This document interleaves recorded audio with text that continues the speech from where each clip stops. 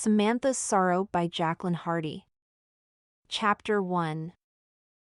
Samantha wiped her eyes again, wondering if her tears would ever stop. Stephen's funeral had been that morning, but it still didn't feel real. She'd never wanted him to go off to war, but he'd felt it was his duty. Callie, Samantha's dearest friend, wrapped an arm around her and squeezed. "I'm sorry, Samantha. He was so good to you." Yes, he was.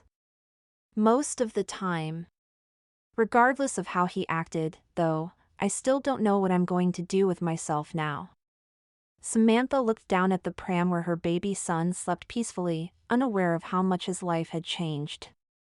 "I should get Simon home." Callie nodded. "James has already gone to get the carriage. Would you like to come home with us?" Samantha shook her head. "Alfred has the carriage ready. I need to go home and check on Mother, then go through paperwork to make sure we have all of the debts Stephen owed." "I understand about your mother, but the rest can wait. There's no need for you to go through those papers today." Samantha hesitated before shaking her head again. "I would like to be done with it. Besides, some of the collectors are not patient men. Although, going to your estate might mean I can avoid all the company who will want to stop by to offer condolences." Callie pursed her lips, but nodded. "I forgot about that part. I suppose it's better for you to go there first. But if you want to escape, my door is always open." "Thank you. I just might."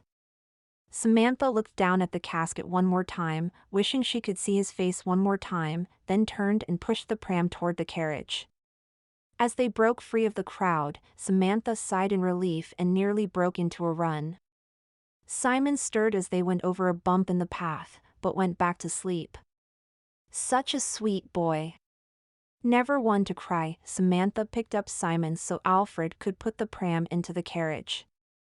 Samantha wasn't sure she would have done if Callie and James hadn't been there by her side through everything, but at that moment she needed to be alone. She leaned against the window and stared out at the city. She'd moved to Denver to start a new life with Stephen.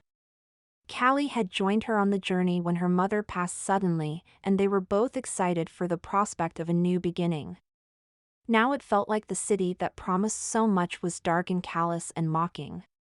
People went about their day as if the world hadn't just ended. When they pulled up to Samantha's estate, it felt like her heart was being squeezed. Samantha took a deep breath and stepped out of the carriage, holding Simon tightly to her. She walked up the steps, hoping Alfred had remembered to take the pram out before leaving. Her manner looked too big and too frivolous now. It had been just the three of them before, then four when Mother moved in, and it had never felt this overwhelming. "I think we need to sell this horrible house, Simon. Start fresh." She opened the door and went in. One of her maids, Darcy, came around the corner to help with Samantha's coat and hat. "You're already home." Darcy nodded and pulled Simon's coat off.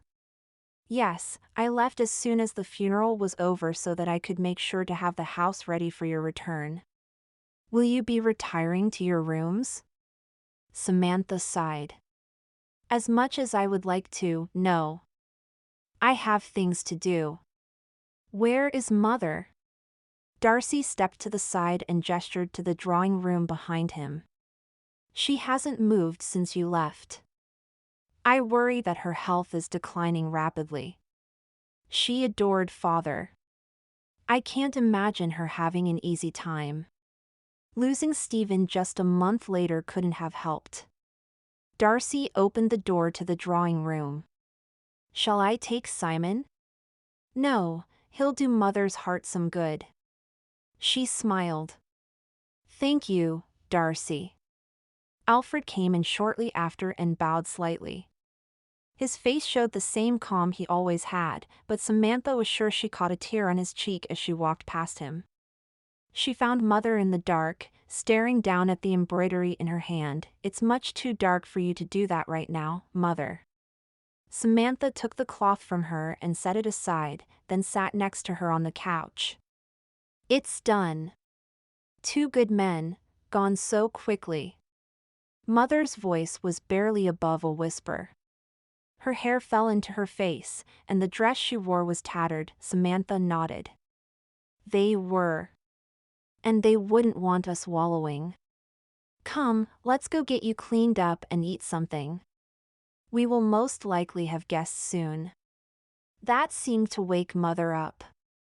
Oh, dear. You're right. I can watch Simon while you prepare. No, not this time. We need to get you ready. I'll let you hold him while I braid your hair.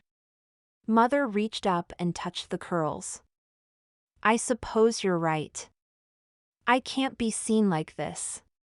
Samantha hid a smile as her mother stood and straightened her dress, transforming from grieving wife to hostess within seconds.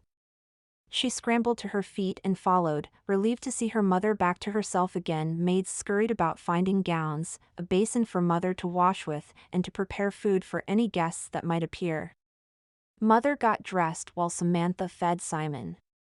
His coos and squeals cheered Samantha up, and by the time she handed him off to her mother, both women were in better spirits. So tell me of the funeral. I apologize for not coming. Mother coughed. It's that cough that kept you home, and I'm glad you didn't go. It was chilly and miserable. Samantha brushed Mother's hair. It was once someone else's job, but after Father passed, Samantha was the only one who could keep her calm. Mother snorted. That would have been perfect for me then. Samantha chuckled. I suppose you're right. Anyway, the funeral was lovely. There were many kind words spoken. Mostly about me and about Simon, but still. He wasn't the most likable man, was he? Mother glanced up at Samantha through the mirror, almost daring her to argue. No, he wasn't. But he was kind to me and to you and to Simon, and that's what mattered. Samantha fought through another knot. We really need to do your hair every day, Mother. This is terrible. Mother lifted an eyebrow. Now you understand what it was like to brush your hair, my sweet girl. Especially after you were out somewhere with Callie. Samantha ducked her head to hide the blush. It's not my fault she knew all the best places to get into trouble. Now, hold still so I can braid your hair. Simon let out a squeal, and Mother chuckled. I believe your son just told you that wasn't going to happen. Yes, well, he can squirm all he wants. He doesn't have to look presentable for guests. Samantha moved quickly, braiding and pulling up loose strands of hair until the braid wrapped around her mother's head like a crown. There, now Simon can't pull it, no matter how hard he tries. I'm sure he'll still find a way. Mother stood and handed Simon to Samantha. Your turn. It seems that you let every branch in Denver attack your hair. Samantha grimaced. That's what happens when you let Callie be your guide.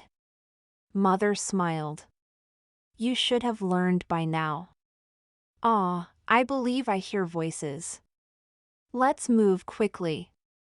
Samantha did her best to sit still with Simon on her lap while Mother pulled out tiny branches and leaves, then brushed through her hair. Sitting still brought Samantha's thoughts back around to the funeral that had happened earlier, and she brushed a tear from her cheek. Mother? Yes? Samantha paused, sure she already knew the answer. Should I sell this place? It's so large and we could pay off all of Stephen's debts with the profits. There was silence for a moment, and Samantha worried she just said the wrong thing. It wouldn't be good to not have Mother down there while guests were here. I think that might be a good idea. The connection with his family is now essentially broken, and I'd like to stay away from the debts that came with that bond. I wish I'd never agreed to it in the first place. We would still be back in South Carolina. Our house was a mess after the earthquake, Mother. You know that. It was right for us to come here. And Stephen wasn't anything like his parents. Well, not quite. Mother patted her shoulder. I know he was good to you. But he also left you to fight in a war he should never have been involved with. Samantha pursed her lips, anger taking over the melancholy that had been a blanket to her ever since she learned of her husband's death. I know, but that wasn't his choice. That was the only way to make ends meet that wouldn't have lost our house. That you're now willing to sell. Mother patted Samantha on the shoulder. Let's not dwell on that right now. You're upsetting Simon. Simon was still happily chewing on his fingers, but Samantha knew her mother was trying to change the subject. As soon as her mother let go of her hair, Samantha jumped up, ready to get away from the negative thoughts about her husband. This was time for her to mourn, not bring up the events leading to his death. She changed into a different gown and made sure that Simon was asleep before going downstairs to welcome family and friends. There weren't many who had come to visit, and for that she was thankful. The sooner she could get through this, the sooner she could hide in her room and mourn for herself. Callie and James were there, mostly like for a buffer for the nosier neighbors, but she didn't recognize the man they were talking to as she approached.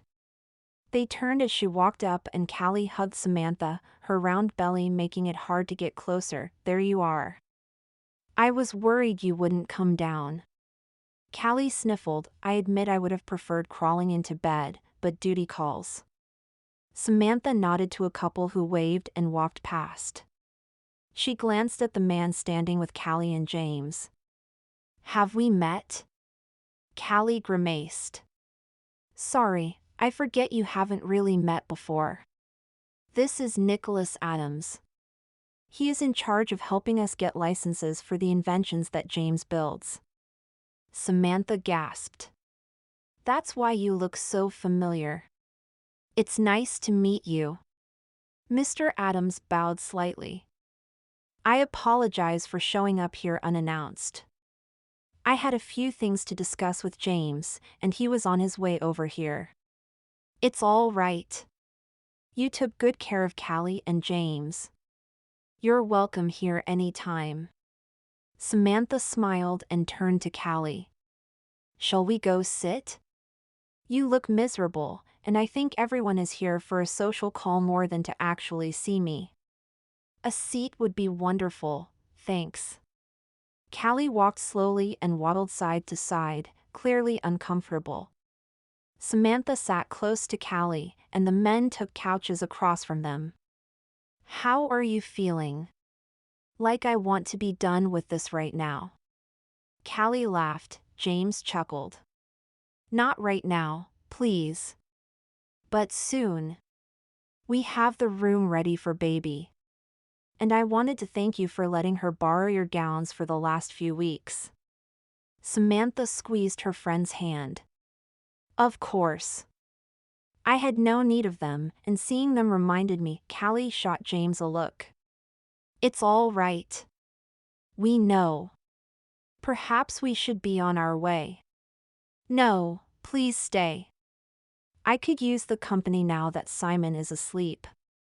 It's so quiet here otherwise. Samantha needed, a reason not to go to sleep tonight. Memories flowed through her mind when she lay there in the dark. Mr. Adams cleared his throat. May I get you something to eat at least? I feel like I'm intruding. I could use something to eat. Would you mind? Samantha shot him a grateful smile. She was surprised to find that she actually had an appetite. It had been days since she'd felt like eating. After he left, Samantha turned back to Callie. I don't know how you did it, Callie. Losing your father and then your mother so quickly. I feel like I'm going to suffocate. You're the one who helped me.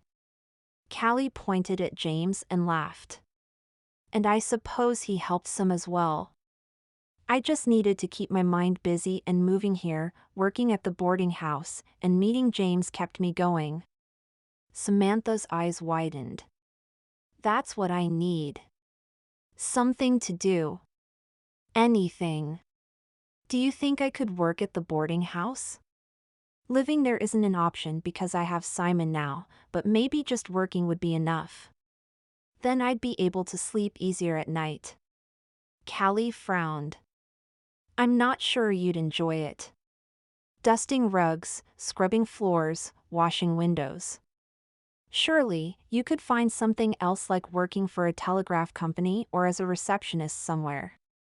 No, I need this.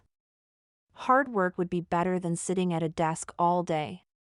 Samantha clasped Callie's hands tightly. Please put me in touch with them. You realize the irony of this, right? Callie's eyes danced as she tried not to laugh. What? Samantha lowered her eyebrows, trying to figure out what Callie meant. Callie gestured to the room around her. You have this massive house that you could clean, but you have people working for you. If you're so desperate for hard work, clean your own house. Samantha blinked. Callie had a point. But no, she needed something else. If I did their work, they would have nothing else to do. Besides, I need to get out of the house. Everywhere I look, there are memories of Stephen. I suppose that makes sense. Callie nodded. I'll put you in touch with them, but I warn you. Mary is not someone you want to cross. She'll expect hard work from you even if you're from high society. In fact, she might be even harder on you because of it. That sounds wonderful. It's about time I had someone expecting more out of me. Samantha patted Callie's hands. If you could make it work for you, then surely I can. Callie pursed her lips, clearly trying not to laugh. I suppose. Mr. Adams appeared with 2 plates of food. He handed one to Callie and one to Samantha. I know this is sudden, but I'm afraid I must go. I got a telegram from a client and I must take care of it. Thank you for your hospitality, and I hope to see you again in the future. Samantha stood and took his hand. Thank you for coming. It's so nice to meet you. I may have some work for you as I settle my husband's affairs, if that's all right. He had a lot of debts, and I need to make sure they're taken care of correctly. Of course. James knows where my office is. I'd be happy to help you out. Mr. Adams took his hat from Alfred and waved as he left the house. He was a handsome man, though his hair could use a little less grease to it. And if he could help her out of the pile of debt she was under, he would be her hero. I thought the pay from the war would be enough to help you with the debt. Callie's mouth was full of bread as she spoke. You might want to swallow before you speak again. Samantha sat down and stared at her plate. Bread, cheese, fruit, and her stomach growled at the thought of it. And it would pay for most of it if I could actually get them to send me his paycheck. Callie's eyes widened. They haven't paid you? Samantha shook her head as she nibbled at the bread. He didn't have a form filled out that he needed or something like that. We need to get it all figured out soon, or we'll lose the house before we can sell it for more money than what we'd get from the bank. You're already eating. I thought I would have to force some down you. Mother came toward us with a plate of food. Mr. Adams got it for me. Samantha scooted over so her mother could sit. Besides, you need it as much as I do. Mother pursed her lips and waved Alfred away before speaking. I suppose I do. Still, I'm relieved that you're not sulking anymore.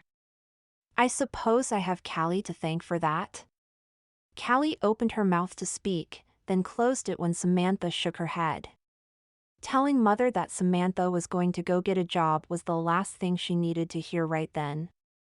Besides, Samantha needed to actually speak to the Cartwright sisters before anything could be said about it. Instead, Callie smiled. I'm glad I could help. Oof, there goes another kick. I believe the baby loves fruit. That makes one of you. I'm surprised you're eating it. James chuckled. How are you doing, Ms. Miller? I'm doing as well as could be expected after losing a husband and son-in-law within a couple of months of each other. Mother stopped. I apologize. I didn't mean to snap. It's just been a long day. Samantha stared at her mom in surprise. She was pretty sure that was the first she'd ever heard her mom apologize for something she'd said. She finished the last of her food and set her plate on the small table in front of her. You don't have to apologize. It's been a long, hard day. James stood. I do have to apologize, however. I must get Callie home to get some rest. She's been waking up at all hours of the night lately, and it's getting late. Samantha wanted to argue to have them stay, but she could tell Callie was ready to fall asleep right then and there. I'll see you out. Mother looked over at Samantha. Was it something I said? No, Mother. I'll come and join you as soon as they leave. Samantha patted her mother's hand and stood to help Callie stand. She walked with them to the door. Well, that was something I'd never thought I'd hear. Well done, James. James held his hands up in surrender. It wasn't me. I never thought I'd get an apology from her either. Callie simply yawned. I'm just going to pretend that was part of my dream because I don't believe it was real. I'll see you soon, all right? Yes, and please let the Cartwrights know I'd like a job there. Please. Samantha hugged her friend. I was going to pretend that was part of my dream too, but I suppose it wasn't. I will talk to them. Callie yawned again. Oh dear, I think James was right to have us leave. Samantha watched them go, then turned to go sit with Mother. She wanted to avoid taking company that day, but this was the lightest she'd felt in days. Perhaps there was a possibility of moving on after all. Chapter 2. Nicolas set his book aside as he looked down at his paperwork. He swore that the more work he did, the faster the pile of things to do grew. Not that he could complain. Every one of those papers meant that he would be able to pay rent and buy food for himself. And maybe by the end of the year he would be able to afford a place to live that wasn't the back of his office. The bell to the office rang, and a woman walked in, pushing a pram. Her face was covered to protect her from the wind, but there was no mistaking the way she held herself. Mrs. Williams stood in front of him. Hello, Mr. Adams. I'm so grateful you're willing to help me out. Samantha sat down and pushed the pram back and forth to keep her baby asleep. I'm happy to help. Nicolas moved the papers on his desk out of the way and took a blank sheet from another pile so he could take notes. You mentioned you needed help with your debts.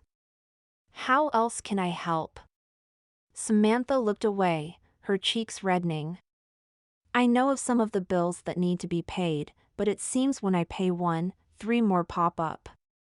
I just want to get everything taken care of before those in my household are homeless. Nicolas nodded. Very well. Let's start listing the ones you know about first. Then we can work on getting paid for his service. Oh, I have that. One moment. Samantha checked several pockets before finding what she wanted. Here's the list, and here's what we were told he'd make if he went to fight. He ran through the numbers, his stomach dropping. Her husband had spent more than most made in 3 years. I'll see what I can do to negotiate some of these numbers, but his gambling will have to be paid in full. Samantha sighed. I know, and I've done my best to keep them happy. We'll sell paintings and furniture first if we have to, but I need to make sure we don't lose any of our employees. Or the carriage if possible. I will do what I can. Nicolas pointed to the last number. And this paycheck seems to be very low. How long was your husband fighting before he was killed? A few months. Why? Samantha leaned forward to look at the paper. He shook his head and did some calculations. You should have at least double this number. I'll look into this as well. You should have more than enough to pay your other bills. Don't sell anything before I can go through everything. Samantha's eyes filled with tears. Thank you. It's a relief to have someone else helping with this. His parents washed their hands of him as soon as they found out he owed money, and mother has no idea what to do with bills because father took care of it all. It's my job, and I'm happy to do it. Oh, and I got the contact information for you so you can contact the Cartwright sisters. It seems that the boarding house next door could also use some help, but since you have a child, they prefer that you do it from home. It wouldn't be much, but they could use someone to do the mending and shoe polishing. That sort of thing. But you just saw me 2 days ago. How'd you do all this already? Samantha took the paper from him. Nicolas smiled. It's not much, really. Miss Franklin, who works next door to my office, lives at Broad Street and brought me the information when she got to work yesterday. The rest of it is because of the work you did to write everything down. Samantha studied him. You have no idea how refreshing it is to know there are people besides James and Callie who don't take credit for someone else's work. I was beginning to think they were the last two left in the world. Then you haven't met the right people. Nicolas handed Samantha the envelope he'd received from Miss Franklin that morning. Take this with you so they know who recommended you. Samantha reached for it, and her baby whimpered once the stroller stopped. Oh, dear. I better get going so I can change and feed him. Nicolas glanced out the window at the cloudy sky. Would you like hot water for his bottle? I can start a kettle. Actually, that would be wonderful. It's so cold outside, I'd prefer not to take him back out yet. I'll get the water going, and you can change him or whatever you need to do. Nicolas stood and filled the kettle, reminding himself that he'd need to get more water tomorrow, then set it on the stove to warm. He froze when her humming broke the silence. It was a familiar lullaby, but her voice made it that much sweeter and reminded him of home. His mother had always hummed while she was doing the chores. Samantha stopped and groaned. Oh dear. What is it? Nicolas turned and covered his mouth. I see.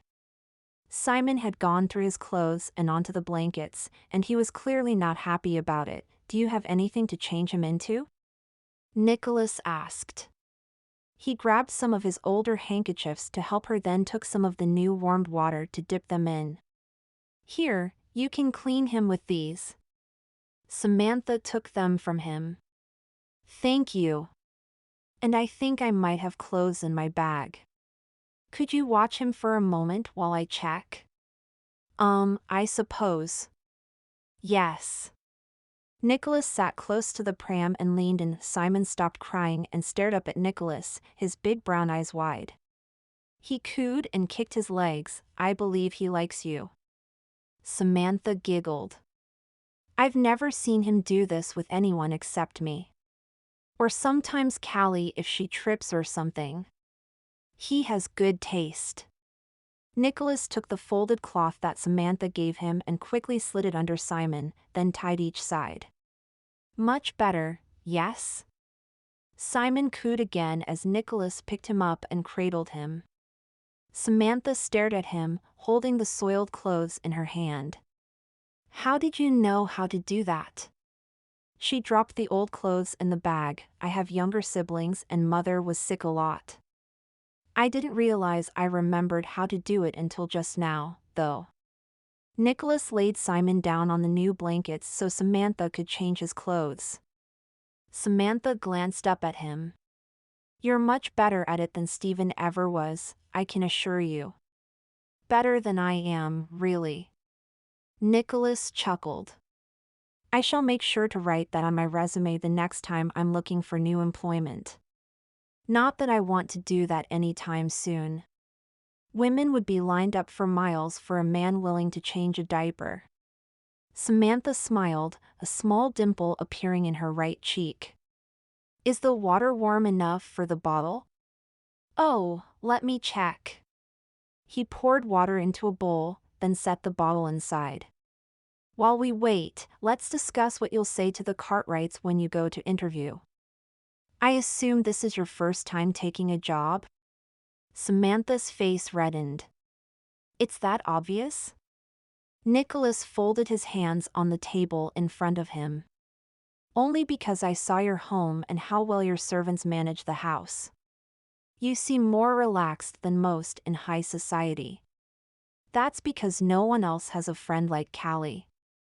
I did my best to fit into the parties and other social gatherings, but she always managed to get us into trouble. She smiled into the distance before shaking her head. Some of that changed when we moved here and she met James. He's been good to her. I've seen that. Getting all of her father's inventions patented has been a lot of work, but it didn't stop him. Those two are good for each other. Good enough that Nicolas had to admit he was a little jealous. His parents had been that happy, but he'd nearly given up finding the same thing for himself. They are. Samantha took the bottle and popped it into Simon's mouth. Callie asked me if I was sure I wanted to go through an arranged marriage. It was the only thing that could help my family, so I was willing to do it. She lost her mother just before I left, so she came with me and ended up meeting James. Part of me believes it was the only reason I came here. Nicolas wasn't sure what to say to her. He barely knew this woman, and he only knew what James had told him about Stephen's dealings. But what he did know was that he wanted to make sure this woman had what she needed.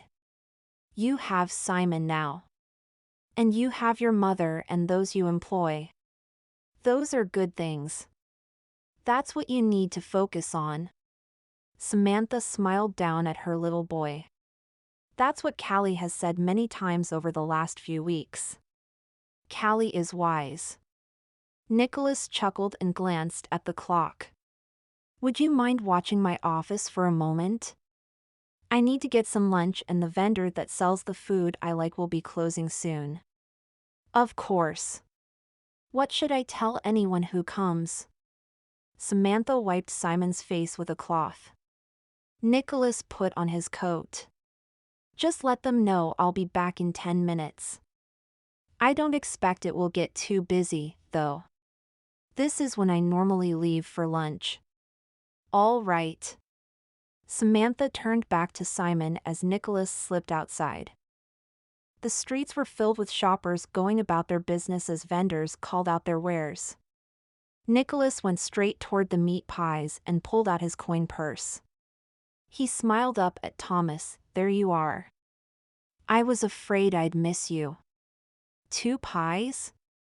Thomas's thick British accent was muffled by the scarf he wore around his mouth and neck. Actually, I need 4 this time, please. I have a guest. Nicolas wasn't sure Samantha would want a pie, but he would feel bad eating in front of her. Besides, she had enough to worry about, and he wanted to make sure she had food. Thomas wrapped 4 pies in paper and handed it to Nicolas before taking the coins. She must be beautiful for you to be buying her food.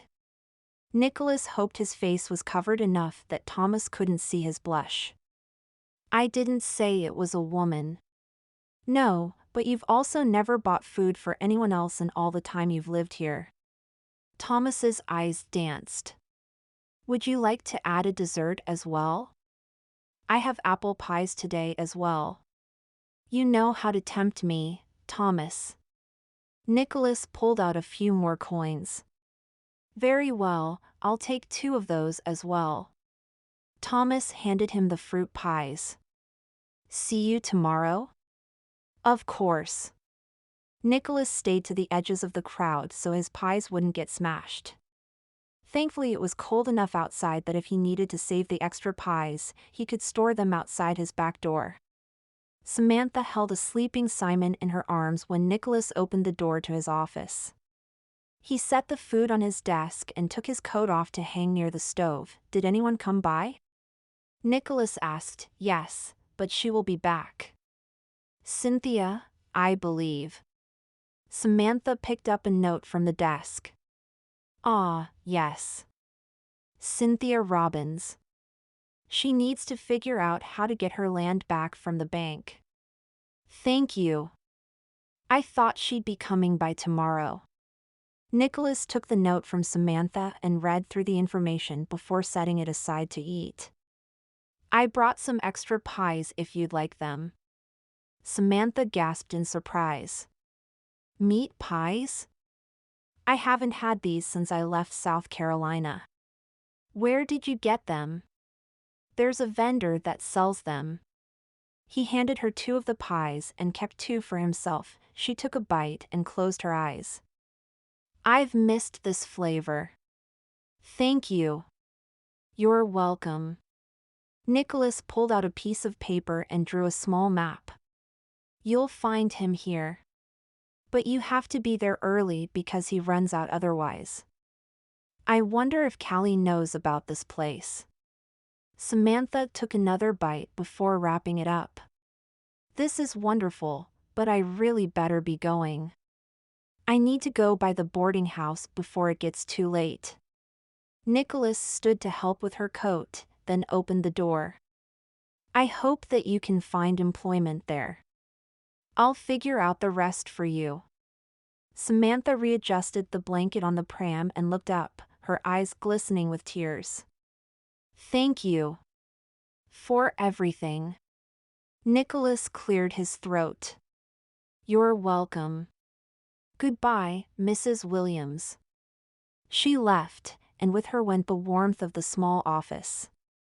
It took a few moments for Nicolas to get his mind back on his work. He knew he shouldn't be so enamored by her when they'd only just met, but there was just something about her that lifted his spirits. Nicolas would have liked to say the rest of the day went as well as the morning had, but several angry clients and a landlord demanding rent kept that from happening. Thankfully, none of them were actually angry at him. Well, the landlord was, but it still made for a less enjoyable work environment. It was with relief that he finally put the closed sign up at his door and pulled out his leftover meat pie for dinner. He would need to go to the grocer the next day to get other food. Potatoes, carrots, flour. As much as he loved the delicious food from Thomas, it was better to have it once a day instead of for every meal. Nicolas studied the small room and wondered for the 100th time if he should look for a place elsewhere. Perhaps he could talk to the tenants who lived above his office to see if they'd be willing to part with the spot for the right price.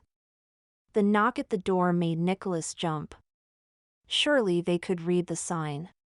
Still, another job meant a little more money set aside.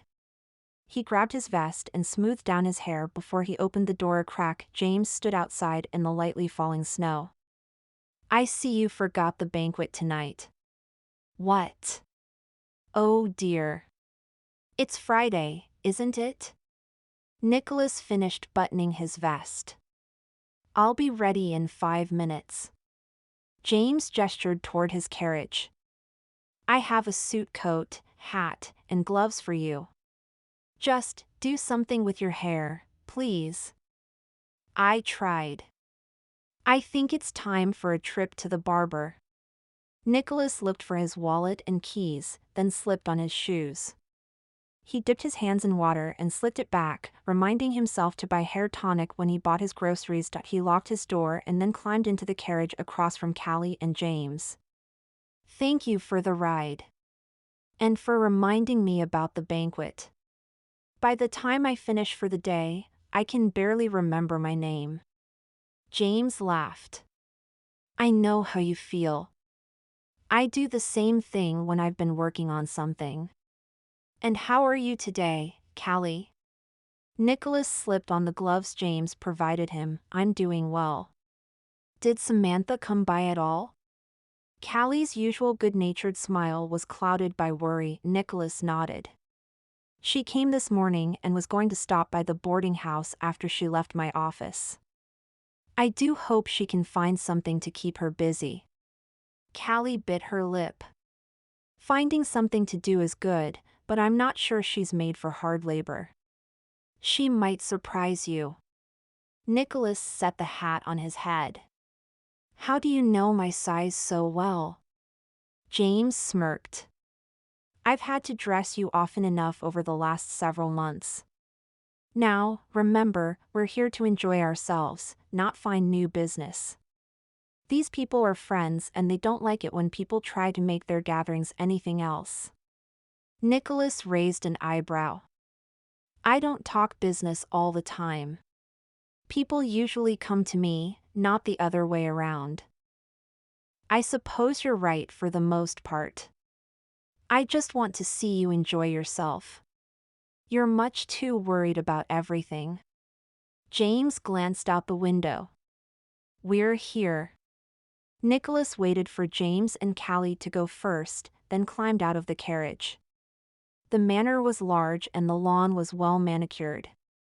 He would never get used to being a guest in such lavish houses. It was a perk for being friends with James, but unfortunately, the riches had not rubbed off on Nicolas yet. He gave his card to the butler as he walked inside, then hoped he wouldn't blush as his name was announced to the people inside. Callie was immediately surrounded by friends, leaving James and Nicolas to continue toward the banquet hall. Remind me why I come to these events again? Nicolas muttered, because it's better than sitting in your office all night. And some of these people will very likely need legal help in the future, so if they know your name, they're more likely to come to you later. Nicolas shrugged. I suppose you're right. He did have to admit that it was a little disappointing not to see Samantha there that evening, but she was still mourning.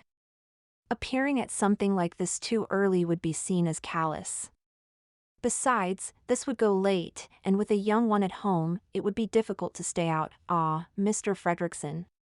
Have you come up with anything new lately? Mr. Abernathy asked. He was the station master, and loved to ask James what he'd been working on every time they saw each other. Nicolas smiled to himself and allowed his mind to wander as James spoke to Mr. Abernathy. He'd already heard about the laundry machine James had been working on. He waved to Mr. Byers and Mr. Kipler, but turned away. The last thing he wanted right then was to talk about the latest news going on in the country. His mind was too exhausted for that. You're Mr. Adams, correct?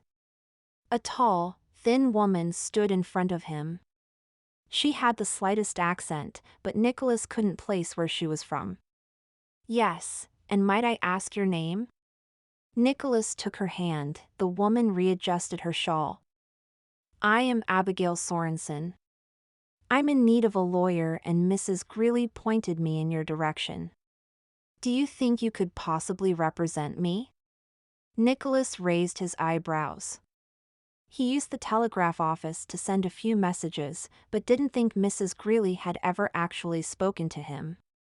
Either way, he wouldn't say no to more clients. Tell me what you're needing my services for, and I'll let you know if it's something I can do. Miss Sorensen leaned in close. I have someone following me. I'm not sure if they want my money or if they're after me, but I'd like to hire someone to stop them. I see. Nicolas gestured toward the police chief who was several feet away. Don't you think you'd be better served by someone who can investigate for you? Figuring out who is following you doesn't fall under my services. Miss Sorensen pursed her lips. I see. But you did help Mr. Fredrickson clear his name, correct? Well, yes. How is this different? Her eyes were dark and troubled, and her grip on her purse was tight enough that her knuckles were white. I need help, Mr. Adams, and the police aren't going to do anything for me. Nicolas sighed. Why don't you stop by my office in the morning? You can tell me everything that's happening, and then we can decide where to go from there. Miss Sorensen beamed. I'll be there first thing. Now, I must go before someone sees us together. Nicolas watched her go and shook his head. He'd been asked some strange things in the past, but this was the strangest. It was true, he'd spent time as a spy when he was younger, but no one would know that. And besides, that still didn't make him the right person to help her. He was by no means an investigator, and that's exactly what she needed. I see you met Abigail. Callie's mouth twitched as she tried not to smile. She's always thinking someone is after her. So she's imagining the whole thing? Nicolas breathed a sigh of relief. I didn't know what else to do, so she's coming in the morning. Callie frowned as she watched Miss Sorensen disappear in the crowd. I'm not sure, honestly. My first instinct would be to say she's imagining the whole thing, but I've heard part of her story, and it does seem like there might be something to it. Just be careful. I will. Nicolas ran through several excuses in his mind as they were ushered into the banquet hall for dinner. The best thing about being there that night was the food itself. He just wished he could take all of it home with him for later. And that he had something to keep it in. He didn't quite have space for an icebox yet. The roasted duck with vegetables was his favorite, but the mashed potatoes were a close second. He felt like he would need to be rolled out of the dining hall rather than walking. Perhaps he should have refrained from a second helping of everything. Now tell me. Would you rather be here tonight, or back in your room having whatever is left in your apartment? James chuckled as they moved to the drawing room to play cards. This is preferable, though I could fall asleep right here if given the chance. Nicolas tried to hide the yawn that escaped. I may have to retire soon. James nodded. I don't want to stay much longer either. Callie needs her sleep, and I have to show my invention in front of a class at the university in the morning. Nicolas's eyes widened. You didn't tell me that. How exciting. Yes, I try not to brag too much, but I do admit I'm proud of my work. I just hope the students actually enjoy my presentation. You'll be fine. Nicolas sat at one of the tables. One game, then. After that, we'll leave.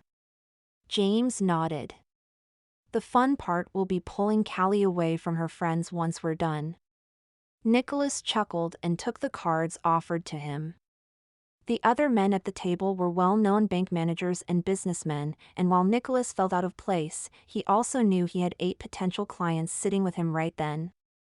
Perhaps he could get a ride home later if things looked like they were going well. He'd just have to see where his luck took him that night. Chapter 3. Samantha stared up at the ceiling, willing herself to get out of bed. It was one thing to ask for employment, and a whole other one to actually do the work. Simon fussed in his bed, reminding Samantha that she couldn't just lie there all day. All right, Simon. I'm getting up. She rolled over and set her feet on the ice-cold floor and felt around for her slippers, then stood and shuffled over to the bassinet. Good morning, my sweet boy. Oh, my. Your hands are so cold. Samantha scooped him up and carried him back to bed to warm up under her blankets. Here you go. Much better. The Cartwright sisters had been in need of another maid after Callie left, so they were willing to give Samantha a shot. And the best part was that she could take Simon with her, as long as he didn't scream the entire time. It helped that he'd been so well behaved when she was there asking for the job. Maids came in to bring food and help her change, opening the windows to the outside world. Her official time for morning was over, and while her heart still hurt, seeing the small birds on the branches outside the window were enough to cheer her up. Samantha turned to find the gown that had been set out, and she sighed. No, Margaret, not the fancy dress today. Remember, I need to go to work. I still don't understand why you're off to do the same work we do here every day. We could help you find something more suited to your station. You would work at the telegraph office or work at the newspaper perhaps. It's all right. Callie was able to do the job, and she loved working there. Besides, I need something to take my mind off everything, and scrubbing floors is the way to do it. Margaret pursed her lips. I think you'll find it does quite the opposite. Mundane work tends to bring up all the feelings you'd tucked away. Samantha handed Simon off to be dressed. Well, then, it will allow me to get over those feelings if I face them directly. Now, please bring me the green gown with the worn sleeves. That one should do nicely. The maid opened her mouth to argue again, then turned on her heel and brought back the correct dress a moment later. Just make sure to lotion your hands before and after you do the hard work so they don't lose their softness. Any future suitors will not appreciate rough hands. Then that suitor is not for me. Samantha glanced over at Simon, who stared up at her and smiled. Make sure we take extra cloths for him today. I'm not sure how long we'll be gone, and it won't do to have him go through everything. Yes, ma'am. Margaret flicked her hand and sent the other maid scurrying while she finished helping Samantha with her dress. You're ready. And the carriage should be here as soon as your breakfast is finished. Samantha sat at the small table and stared down at the bread and fruit. Thank you. Please let me know when it arrives. Breakfast was a different affair now that Stephen was gone. She could hear him talking about the stories he read in the paper between bites of his breakfast. It was rare for her to say much, as he wouldn't have listened anyway, but at least it hadn't been the silence that she faced now. She ate quickly, then scooped Simon up along with the bag filled with diapers and food. The carriage would probably not be there yet, but she could try to find Mother to say goodbye. Her maids would find her once they saw her room was empty. Mother sat at the window in the drawing room and stared out in the distance, her hands holding the forgotten embroidery on her lap. She jumped when Samantha sat next to her and blinked a few times before taking in what Samantha was wearing. I always knew Callie was a bad influence on you, and now here we are. We could sell the paintings and make more money than you will working. I know, but I need to get out of here. Samantha took the embroidery from her mother's hands and set Simon in them instead. Simon has started smiling, Mother. Watch. Mother laughed in delight as Samantha made a few faces to get Simon to smile. He's such a good boy. Strong, like your father. Samantha nodded. He is. And I have to do something to show him that his mother deserves this house and these maids. I know. My regret is that I cannot go with you. Mother handed Simon back. Your carriage is here. Aw, thank you. I'll be leaving soon. Do you want to come with me? Samantha knew she would be pushing it by asking, but she couldn't bear to see her mother sit here all day pining for her husband. Mother's eyes widened. I couldn't possibly. I don't know what I would do there. Samantha gestured to the cloth that had been sitting on her mother's lap. You could work on your embroidery there. Or speak with the other ladies. Anything is better than sitting here. Mother studied Samantha's face before finally shaking her head. Not today, I think.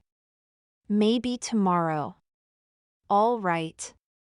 Just promise me you'll at least eat something while I'm gone. I will try. Mother turned back to the window. Samantha left the house, ordering the maids to take care of her mother. After several assurances that she would be in good hands, Samantha finally left and trudged down the steps to the carriage. The trip to the boarding house seemed to fly by, and before she knew it, she was standing in front of her first place of employment. She opened the small gate and walked up the path, then knocked on the front door. It opened a moment later, and Miss Sybil beamed at her. Ah, Miss Samantha. You came. I wondered for a moment if you would show. Miss Sybil moved out of the way so Samantha could walk inside. The morning rush is over with, which means you shouldn't be interrupted too often while you're working. We need to clean all the linens, so you will pull them off the beds, then put them in the basket in the hallway. Mary will take care of the rest. Thank you. Samantha's head spun with everything she was just told. Where would you like me to keep Simon while I work? Miss Sybil turned and went to her office, returning a moment later. James Frederickson brought this by earlier, thinking it might help you out. Hold Simon to you, there you go. Samantha moved her arms out of the way as Miss Sybil wrapped the cloth around, making a small sling that would allow Simon to be with his mother, but Samantha would still have her hands free to work. This is wonderful. Samantha turned around and looked in the hallway mirror to see if she could figure out how it was done. Thank you. You're most welcome. It took us a few times to get it right, but James wouldn't leave until now. Please go start working. Mary will give you the next chore once you're done with this one. Miss Sybil beamed again and went back to her desk. Butterflies erupted in Samantha's stomach as she walked down the hallway to find the first room. It was time to work, and now that she was here, she wondered again if this was what she wanted to do with her life, but as she pulled off the sheets and dropped them into the basket, the exertion lit a fire in Samantha that she didn't know she had. There'd only been one other time she'd felt it, and that was when she'd helped Callie look for her mother among the rubble back home. It was a sense of pride? Maybe. Samantha just knew that with every sheet she pulled off the bed to replace with a new one, she was proving to herself and to those around her that she could actually work. She didn't just have to be the woman who held wonderful parties or had the perfect dress. She could actually do something that would benefit others as well. Simon didn't seem to mind the constant movement and was fast asleep by the time she got to the fourth bedroom. She opened the next door, then quickly shut it when she realized someone was still inside. Sorry, I'm sorry. Samantha put her hand to her chest to calm down. She should have knocked instead of just barging in. The door opened, and a woman came out. Thank you for the wake-up call. I would have slept all day otherwise. Samantha simply nodded, then moved on to the next room. She would go back for the linens when she was sure the lady was gone for the day. When the basket was full, she picked it up and took it to the laundry room where a woman looked up and glared. Are you Mary? Samantha held out the basket. Here are the ones for downstairs. I'm about to go finish the rest. The woman grunted. Just leave them there. When you're finished, I'll show you how to wash them. Samantha's eyes widened. She'd be washing too? Oh dear. All right. She turned and left the room before Mary could add anything else on, then went upstairs. These rooms were empty, and she was grateful for that. At least the woman had been nice when she left the room, but Samantha still didn't want that to happen again. Walking down the stairs with the basket proved a little more difficult. Between Simon and the large basket, Samantha couldn't see the steps. She stepped wrong on the last step and linens went flying everywhere. She scrambled to pick them all back up, cursing her luck, hoping Callie wasn't rubbing off on her. By the time she got back into the laundry room, she was sweating from exertion, and Simon was beginning to squirm. Take care of your son before you start the wash. We don't need him screaming while we're scrubbing. Mary turned away from Samantha. Thank you.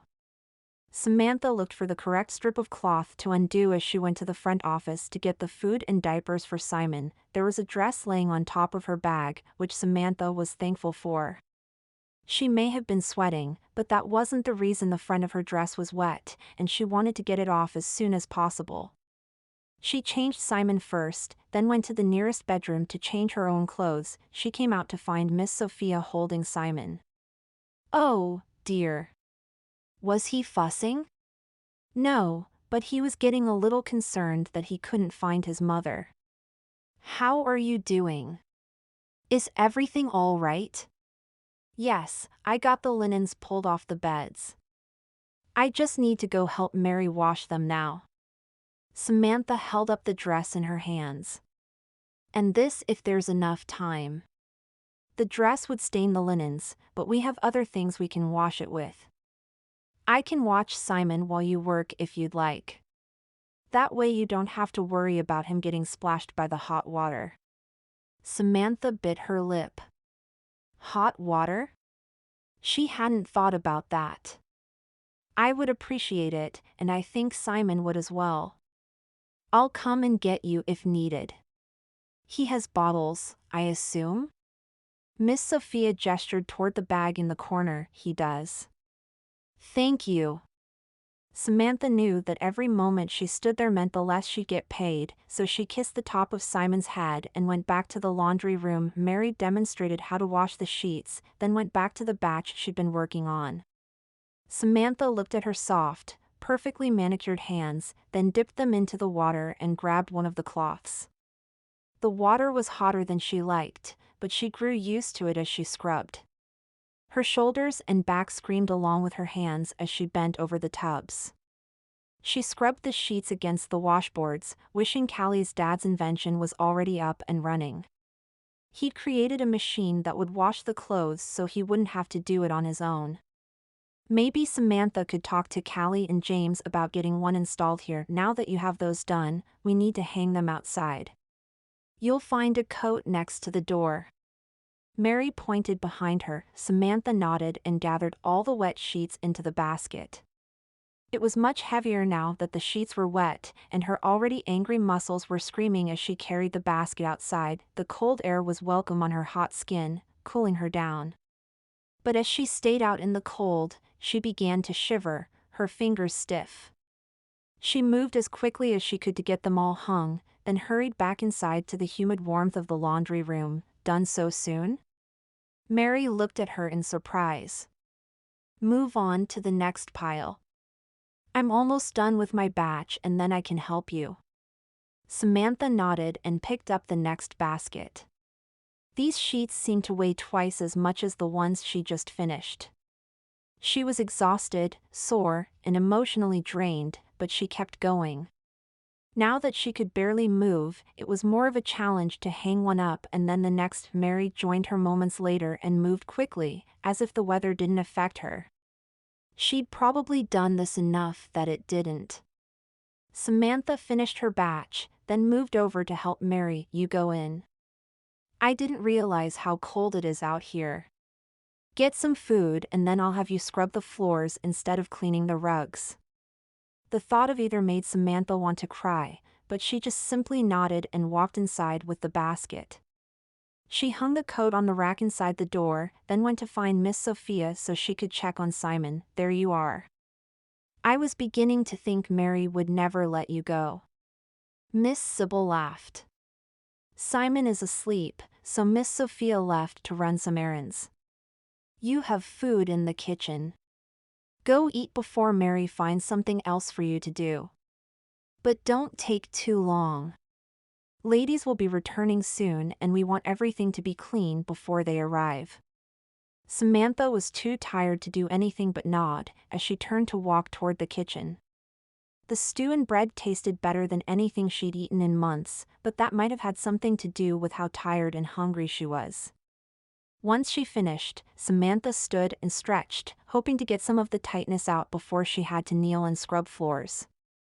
Callie had shown Samantha her hands after scrubbing, and Samantha was just glad Stephen wasn't around to see how awful hers would look when she finished. The thought surprised her.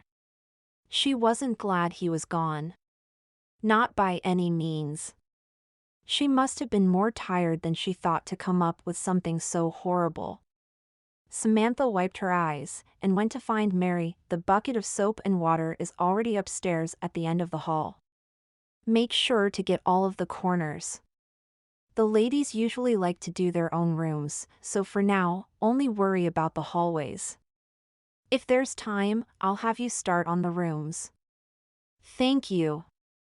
Samantha climbed the stairs and knelt next to the bucket Mary had provided. She took the brush and started scrubbing as thoughts of Stephen and her last several months ran through her mind. Margaret had been right. Working hadn't made her forget everything. It just seemed to pull out all the memories and lay them out in front of her. She scrubbed furiously, hoping to blot out the pain. A little less water on the floor, please. Mary's voice brought Samantha back to reality. You only need a little water for what you're doing. Sorry. Samantha sat back while Mary demonstrated how to do it, then tried to duplicate what she did. Better? Mary nodded, then went to the other end of the hall to roll up the next carpet. Samantha went back to work, careful this time not to spill so much on the floor. Anyone who had done the same thing in her own house would have been fired immediately by her father or Stephen. Once she was finished upstairs, Samantha took the bucket to the lower hall and worked there. Voices came from the dining hall, which meant her time to work was coming to an end and she would be able to go home. Samantha stared up at her house from the window of her carriage and willed herself to move. She was home. Simon fussed as she climbed out, but otherwise he kept sleeping. Alfred opened the door as she came up the steps to find Callie standing inside. "What are you doing here?" Samantha asked she as she took off her coat and gloves. "I had to make sure you're all right after your first day." Callie took Simon from her and guided Samantha over to sit down. "Was it awful?" Samantha curled up in a ball. "Worse than I expected. But it's done for the day." Callie patted her shoulder. "I knew you could do it." "Did you?"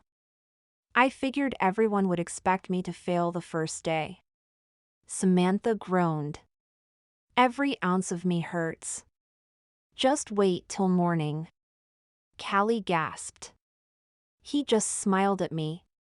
"When did he start doing that?" Samantha pushed herself up. "Yesterday." He smiled at Mr. Adams while he helped change Simon's diaper. Callie raised her eyebrows. "I believe there's a story there you haven't told me. You were with Nicolas long enough to have to change a diaper?" "Yes. I mean, I told him I needed to leave, and then he offered to let me feed and change Simon there. It was so cold out, I can't believe I forgot to tell you. Mr. Adams bought me a meat pie yesterday. They taste just like the ones in the shop down the road from your house. We have to go try one sometime." "What?" Samantha tipped her head. "Why are you looking at me like that?" Callie threw her arm around Samantha's shoulder and pulled her close. "It's nice to have you back." "What do you mean?" "You haven't interrupted yourself in months, and there's a light in your eyes that I haven't seen for so long." Callie beamed. "I knew that getting out of the house would help you." Samantha laughed. "Yes, I know you were right. And I'm glad you suggested this job. I think it will be very good for me." "I think it will be as well." Callie studied her face. "I do have to wonder if working with Nicolas would be better for you. You didn't light up until you mentioned him." "What do you mean?"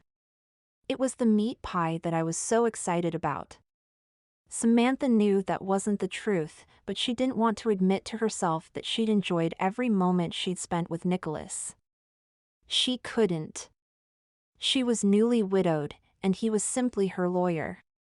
It had to stay that way. Callie handed Simon to a maid. "You will want to change him before you put him in bed." The maid, Darcy, curtsied, then hurried away, holding Simon away from her. Callie snickered, then turned back to Samantha. "He's actually clean, I just needed to hand him off before this little one kicked a hole through my stomach." Callie rubbed her round belly. "It's hard to believe I'll have one of those in a few short months. Simon is the most wonderful thing that has happened to me. You will love your little one with your whole heart." Samantha leaned her head against the back of the couch. Callie leaned close to hug Samantha before standing. "We'd better get you to bed before you fall asleep here. I came by to see how you were, but I also wanted to invite you to brunch after church on Sunday. Make sure to bring your mother. I'm worried about her." "I am too." "Thank you. I'll do my best to get her there." Samantha covered her mouth to yawn. "Thank you again for everything." Callie slipped on her gloves before meeting Samantha's gaze. "You saved me by bringing me to Denver where I met James. Now it's my turn to help you." Samantha's eyes filled with tears. You've already helped so much. That's what friends do. Now, go upstairs. Alfred already ordered a hot bath for you. Take it, enjoy it, and do your best not to get sick. I'll see you on Sunday. Callie slipped out the door before Samantha could say anything else. A hot bath was exactly what Samantha wanted right then. She was still chilled from working outside, and the drive home hadn't helped much. And while the water wasn't as hot as what it had been to wash the laundry, it was just the right temperature to help Samantha's muscles relax. The lavender and mint helped clear her head as well. Tomorrow was a new day full of uncertainty and hard work, but Samantha was ready for it. She'd made it through her first day, and that's what mattered the most. She'd done it, and she could do it again. As long as she could move in the morning. Chapter 4. Nicolas retied his bow tie for the fourth time, wondering why he ever bothered trying to wear them. Perhaps a vest and suit coat would be enough for him. After all, it was just brunch at the Fredricksons'. Of course, that also meant Samantha would possibly be there. The thought made him attempt his bow tie one more time, and while it wasn't perfect, at least it was tied. Nicolas then added his cufflinks, jacket, and hat to finish the look. His hair had been trimmed the day before, which meant it wouldn't stick up as soon as the hat was removed. Their house wasn't too far from his office, so Nicolas decided it would be good exercise to walk. It would have taken longer to find a carriage to take him, and this was one of the nicest days they'd had for a while. Carriages lined up outside the manor as Nicolas walked up, and he couldn't help but smile. James's inventions had made him well known in the city, and an invitation to brunch was in high demand. Nicolas was glad he was numbered among friends so he could have the chance to attend. Callie was just inside the door welcoming guests as they arrived. She brightened when she saw Nicolas. You came. I was afraid the sight of all the carriages would have you running the other direction. And miss out on Helen's dishes? I could never do that. Nicolas waited for Callie to finish readying his bow tie. You do have quite a crowd here, though. Is there a special occasion I've forgotten? No, I think some of these guests were invited by other guests. Callie smiled and straightened the tie. There. Much better. You can go to the sitting room until food is served, or you can find James and some of the other men in the drawing room. If I were you, I'd go straight to the sitting room. Nicolas caught the mischievous glint to her eye, and knew exactly where to find Samantha. Thank you. Will you be joining us there? Callie shrugged. That depends on how many people show up at my doorstep. Hopefully everyone is here or we will have to add more water to the soup. We can't have that, can we? Nicolas handed his coat and hat to the butler, then went toward the sitting room where Samantha sat with Simon and her mother. He almost backed up and went to find James, but Samantha looked up just then and her face brightened. Mr. Adams. I wondered if you would be here today. You've met my mother, I believe? Samantha's smile was wide, but there were dark rings under her eyes as if she hadn't slept for days. Yes, I met her at your home. It's nice to see you again, Ms. Miller. Nicolas sat in a nearby chair. Ms. Miller glanced between Nicolas and Samantha. It's nice to see you as well. You're a lawyer, correct? I am. I'm helping Mrs. Williams get back on her feet. Nicolas thanked the maid who brought him a cup of tea. I'm sure you are. Mrs. Miller pushed herself up to standing. I'd better start toward the table or I'll never make it. I'll see you two there soon? Samantha nodded. Yes, Mother.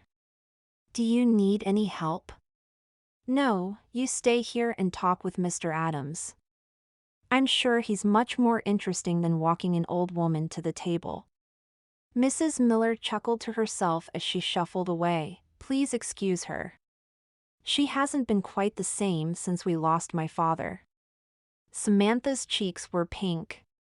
Nicolas watched Mrs. Miller stop to talk to Callie. She does seem a little happier than when I first met her, though. Samantha nodded. I brought her with me to the boarding house on Thursday and Friday, and talking with the other ladies has seemed to help her. Plus, she can watch Simon so I don't have to feel bad that Miss Sophia and Miss Sybil take care of him while I work. So the job is going well? Nicolas asked. It's hard, and I fall asleep as soon as I arrive home, but yes. I've enjoyed it. The women there are nice, and the work keeps my mind busy. She stifled a yawn and handed Simon off to one of Callie's maids. I've been meaning to come by your office again. Have you had any luck finding anything out about the army pay? Nicolas shook his head. They can be slow to respond sometimes. I did get a few of your bills delayed, however. They agreed to wait until you were paid. The gambling, on the other hand. I'm not sure there's much that can be done with that. Samantha took an envelope from her pocket. Take this and use it to pay what you can. I'll get more at the end of next week. This will help. They paid you well for working for only a few days. Nicolas tucked the envelope into his pocket. Some of that is from Mother doing mending while she's there. Their other seamstress got married and they're waiting for her to come back to work. It's been good for my mother to have something to do. Nicolas set his teacup aside. Even then, it's still generous. I'm impressed. Samantha looked down at her hands. They told me to buy some gloves, but I'd rather use the money to pay off debts. My hands will get used to the hard work and then I'll be fine. It's all right to buy things for yourself with the money you made. It doesn't have to all go toward debts. Nicolas pulled the envelope from his pocket and took out a couple of bills. Buy some gloves. If you put lotion on just before the gloves when you go to bed, your hands will remain soft. It's what my mother did, and no one would have known how hard she worked. That money will help get me out of debt. I couldn't possibly take it. Samantha tried to push the money away, but Nicolas took her hand in his. It was rough and blistered, but her hand was still delicate. Nicolas put the money in her hand and closed her fingers over it. Do this for yourself. I insist. I will take it out of what you owe me if that helps. Samantha bit her lip before finally nodding. Her voice came out as a whisper. Thank you. You're welcome. Nicolas could still feel the touch of her hand in his. He put the envelope back in his pocket and stood as food was announced. He helped Samantha up. Shall we? Samantha ducked her head and giggled. So formal. He grinned. James has worked very hard to make me more presentable in public. He thinks I will attract more business that way. It hasn't worked so far, but maybe someday. And yet he can't get his wife to wear shoes to her own dinner. She pointed to where Callie stood, and her stocking feet were barely visible under her gown. Not that I'm surprised. I couldn't get her to do what society asked even before we moved here. Nicolas laughed. She does seem to like to do her own thing. And I think it's rubbed off on her friend a little. Samantha blushed. I don't know what you mean. Nicolas waited for her to sit, then took the chair next to her. I mean the fact that you're willing to put duty over pampering yourself. You don't find that in high society very often. My gloves can hide the calluses just fine. Samantha laid out her napkin on her lap, and yet you don't wear gloves. Nicolas caught Ms. Miller's glance. If he didn't know any better, he would think she was happy to see her daughter with him. Samantha froze. I suppose you're right. And now I won't be able to eat for fear that others will see what the soap and hot water have done to my hands. Nicolas chuckled. Don't worry. No one will even notice. They're too busy talking to others or worried about their own appearance to notice your hands. You're quick to assume things. Samantha took a piece of chicken, some potatoes, and a slice of bread.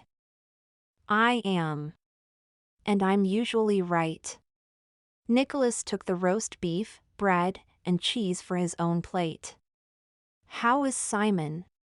He's growing quickly. Samantha stopped eating and looked behind her. And I'm hoping he's behaving. They would come to get you if he wasn't. Nicolas strained to hear crying, but there was nothing but chatter around the table. I'm so tired I forget what I'm doing most of the time. Samantha tore off a piece of bread and put it in her mouth. Nicolas cut off a piece of his roast beef and took a bite. Helen had cooked it to perfection as always. He'd have to find more reasons to visit James just so he could enjoy the food here. He ate in silence, enjoying the buzz of conversation around him. Samantha ate almost as much as he did and ended with a large piece of white cake. I never thought I'd be so hungry, Samantha said quietly. Physical labor will do that to you. Nicolas chose a piece of chocolate cake and took a bite. As will the cooking here. Callie's cook is one of the best. Samantha nodded. I'm glad she insisted on bringing Helen and the others with her. My cooks are good, but hers are better. Once brunch was finished, Nicolas said his goodbyes to Samantha and followed the other men to the drawing room. James spoke with a few of the men as he made his way over to Nicolas. I couldn't help but notice that you and Samantha only spoke to each other through the entire meal. I didn't know anyone else around me. Nicolas didn't meet James's eyes. We also had business to talk about, so that's some of it as well. James lifted his eyebrows. You talked business at the table? No. Before lunch, but we were already talking, so it was easy just to keep talking when we sat down with everyone else. I'm sure that's all it was. James laughed. Don't get me wrong. I'm actually happy to see her talking to people and smiling again. It's been a while since she was so talkative. It was refreshing. Nicolas nodded.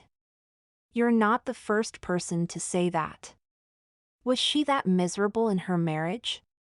James was silent as they moved to a couch farther away from the rest of the group. She was happy at first. He was good to her for the most part. But then he got into gambling, and his anger at losing came home with him. It was not easy to watch. When he left for the war, things seemed to be a little better with Samantha, but she was still not the same person as before. I'd only met him a couple of times while we tried to straighten out your patents, but he always seemed to be decent. Demanding, but decent. I'm liking him less the more I learn about him. Everyone feels that way. James paused. Just be careful with her. She's vulnerable and is coming back from a really rough period in her life. Nicolas leaned forward and rested his elbows on his knees. She's a client, James. One I've grown to care deeply for, but that's all she is. I don't know why people keep thinking otherwise. James clapped Nicolas on the shoulder. I think the only one here that doesn't see how much you actually care for her is you. I'll let you keep thinking that it's simply a client relationship, but someday you're going to wake up and see what everyone else sees. I just hope that she hasn't moved on before then. With that, James stood and left to talk to a different group of men, allowing Nicolas to sit back and take in what he just heard. There wasn't more than what he'd told James, right? He enjoyed speaking with Samantha and always looked forward to her visits, but anything more than that, there was nothing. There couldn't be. Nicolas stood and said his goodbyes, anxious to get home. He had money in his pocket that he wanted to put in a safer place, and he needed time to think. Samantha was just walking out of the sitting room as Nicolas made it to the door. You're in a hurry to leave as well, I see. Yes, I want to get this money paid as soon as possible. I don't like having other people's money in my possession for long. Nicolas took his hat and gloves from Alfred. Thank you, sir. Would you like a ride back to your office? We're going that way, anyway. Samantha took her mother's coat from Alfred and handed it off. Nicolas wanted to say no, but as they were already going by his office, it would be silly to reject the offer. Thank you. I'd appreciate it. He helped Ms. Miller out to the carriage, then held out a hand so that Samantha could climb up into the carriage. It was silent as they rode along, so Nicolas made faces at Simon, who was staring at him. Thank you for the ride home. It turned chilly while we were inside. Nicolas climbed out. I will let you know when I hear from the army. Thanks again for visiting with me today. It was enjoyable. I was about to say the same thing. Thank you for talking to me. I didn't know many of the people there, so it was nice to see a friendly face. Samantha smiled. We hope to see you again very soon. Mrs. Miller's words were muffled as the door closed. Nicolas stared after them before unlocking the door to his office and going inside. He moved papers around until he found the name of one of the men Stephen owed, then took down his information. It wasn't too far from here, so Nicolas added a scarf and an extra coat, then left the office. The sooner he could get this man paid, the better for Samantha. The house was old and run down, but a very nice carriage sat out front. Nicolas went up the walk and rang the doorbell, praying he wasn't walking into a trap. Perhaps he should have been brought something with him in case he had to defend himself. May I help you? An old man in a fancy suit stood in front of him, staring down his rather large nose at Nicolas. Yes, I need to talk to Max Dawson. I have money for him from a client. Nicolas took a step back and clasped his hands behind his back, hoping to look more confident than he actually felt. The man frowned. Who is the money from? Samantha Williams. Her husband was Stephen Williams. He owed quite a bit for gambling. I have the rest of what he owed. Nicolas had sent money through the mail the last time, and he was now wishing he'd done that instead of showing up at the door. The man disappeared for a moment before coming back. Follow me. Nicolas swallowed hard and stayed close to the butler. Other men sat in different rooms, staring as he went past. They finally came to a room where a man sat at a table, his hands clasped on the table in front of him. And you are? The man's voice was quiet, but it still had Nicolas shaking. I'm Nicholas Adams. Mrs. Samantha Williams came to me to help settle debts after her husband was killed in action. I'm here to deliver the rest of what she owed you. The man motioned for Nicolas to come closer. And you're sure that's the last of it? I've gone through the numbers. Unless you had something else hidden, this is everything. Nicolas handed him the envelope. You can count it to make sure it's there. The man laughed. Hear that, boys? He says I can count the money. I could, but maybe I'm willing to trust you this time. Nicolas wasn't sure how to respond, so he bowed slightly. If that's all, I'll be on my way. Hold up. I'm not that trusting. The man counted out the money, then handed it to another man to recount. It's been a pleasure. Tell Mrs. Williams that we're sorry for her loss. Thank you, sir. Nicolas turned and strode out of the house, hoping to put as much distance between them as he could. That was the last time he was going to do that. Nicolas kept close to the store buildings to block the wind the best he could. He checked and double-checked to make sure no one followed him, and it was a relief to finally reach his office. He slipped inside and locked his door, then put a chair in front of it just in case. He sat down at his desk, folded his arms so he could rest his head. He had to face down some pretty intense lawyers in the courtroom, and even fighting for James had been scary, but nothing had shaken him like walking into that house. When he finally caught his breath, James opened the book where all of the totals for Samantha were written so he could cross off the amount owed. He would go down to the army office tomorrow to figure out the pay so he could apply it to some of these other bills. And as much as he hated to admit it, Samantha would probably have to sell off some of their things to make ends meet. The cleaning job was good, but it wouldn't pay what she needed to keep a house that size going, but Nicolas knew he would fight for her, no matter what it took. Chapter 5. All right, Nicolas. I will be happy to call you by your first name. And I'm going to leave the money here with you so you can pay my debts, but then I must be going. Simon needs to be changed, and I must get out of these clothes. I usually change before I go home, but I was too excited today. I think you look beautiful. Nicolas kissed her hand, then helped her up. I would argue and ask you to stay, but I do have a few things I need to do. You'd asked who we was when you first got here and I never answered you. The girl who just left feels like she's being followed and I'm working with the police to find out what's going on. So far we have no leads, but you did give me an idea. Do you know if there's a spot at the boarding house for her? Samantha thought for a moment. I believe we have someone moving out this weekend, but otherwise it's full. Do you think she's safe there? Nicolas shook his head. I don't know, but it's safer than where she is now. And if we can get her there without anyone knowing, she should be okay. That last part is going to be the hard part. I'll think about it and talk to Miss Sophia tomorrow to see if she has any ideas. Samantha stood and picked up her bag. Goodbye, Nicolas. I'll try to come by tomorrow with an answer. Nicolas grinned. I look forward to that time, Samantha. Samantha was surprised at the giddiness she felt as she left his office. She hadn't expected the meeting to go that way. She dreamed of sharing her feelings with him a few times, but never actually expected it to happen. Stephen hadn't been gone for that long, and she wondered if she had crossed the line of propriety, but at that moment, she didn't care.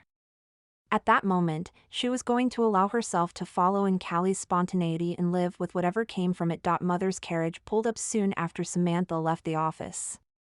Samantha climbed in and got Simon settled before finally meeting her mother's gaze. You seem happier. Mother's usual look of disapproval had given way to something else. Peace? Contentment? As do you, Mother. It's good to see you smiling again. Samantha handed over her squirming child to his grandmother. Mother kissed the top of his head.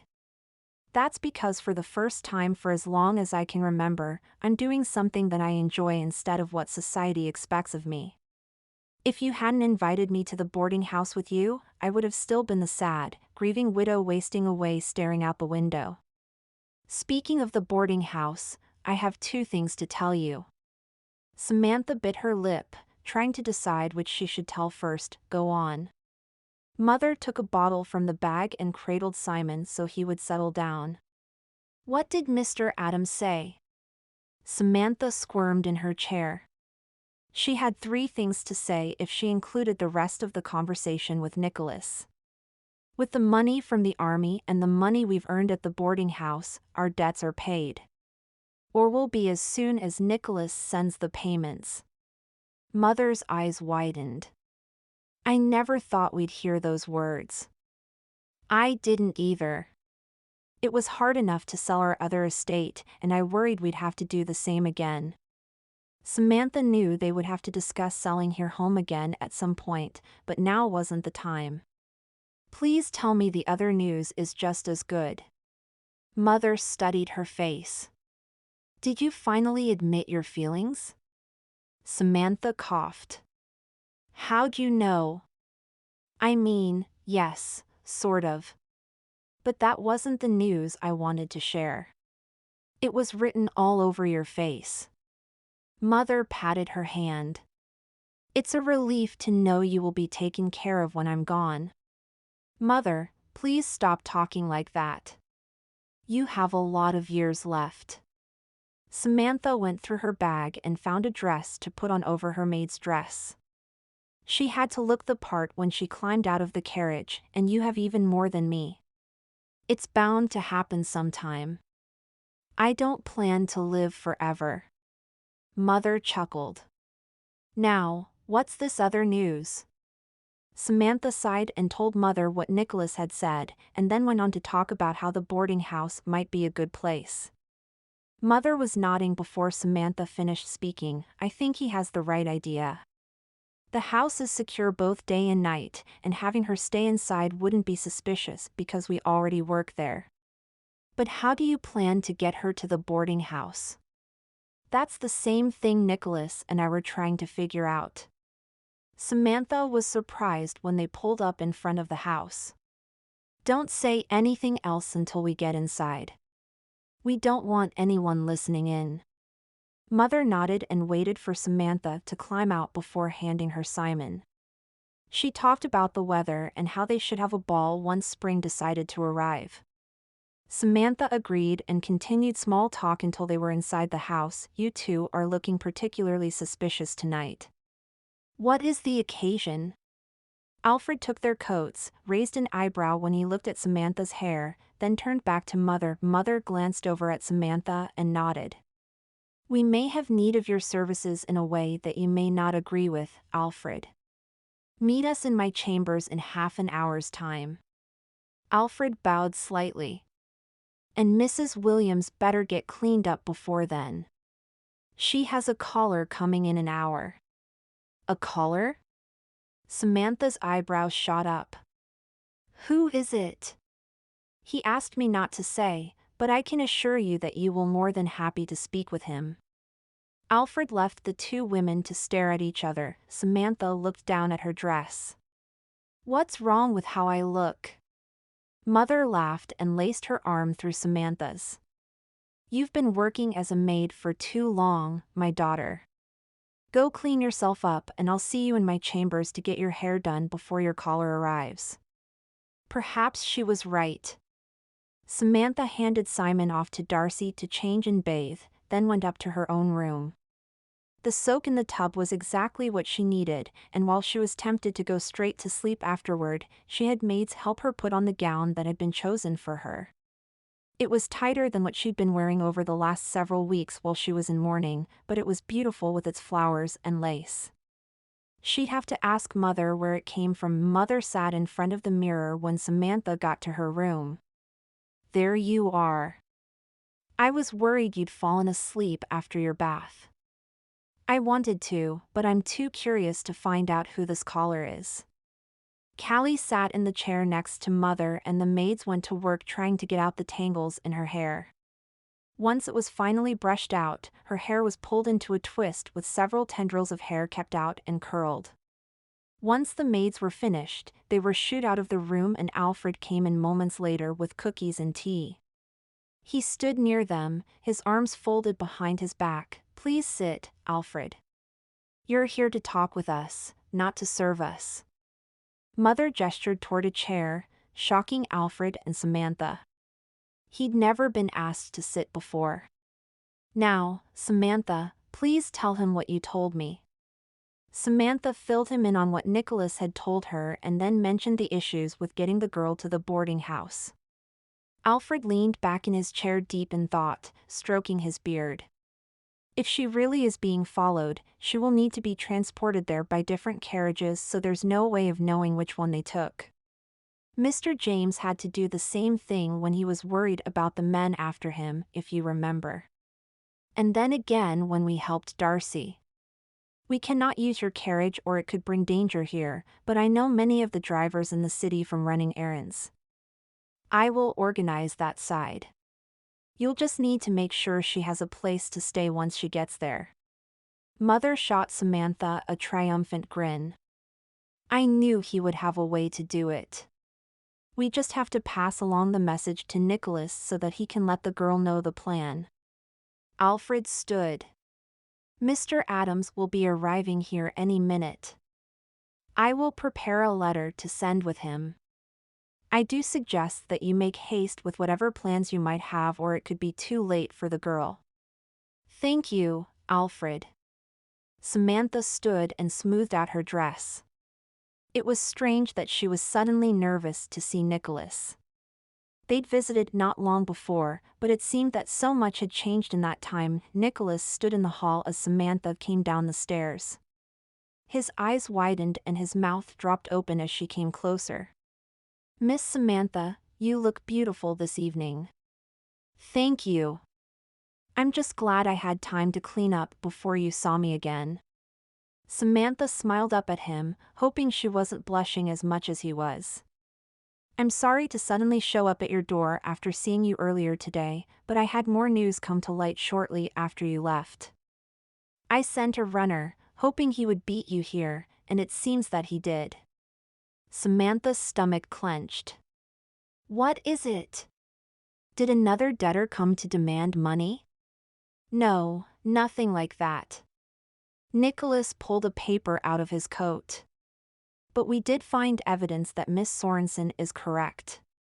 She came here from Germany and has done her best to fit in, but she was found anyway. It seems her father has entered the country and is on his way here. She was running from him?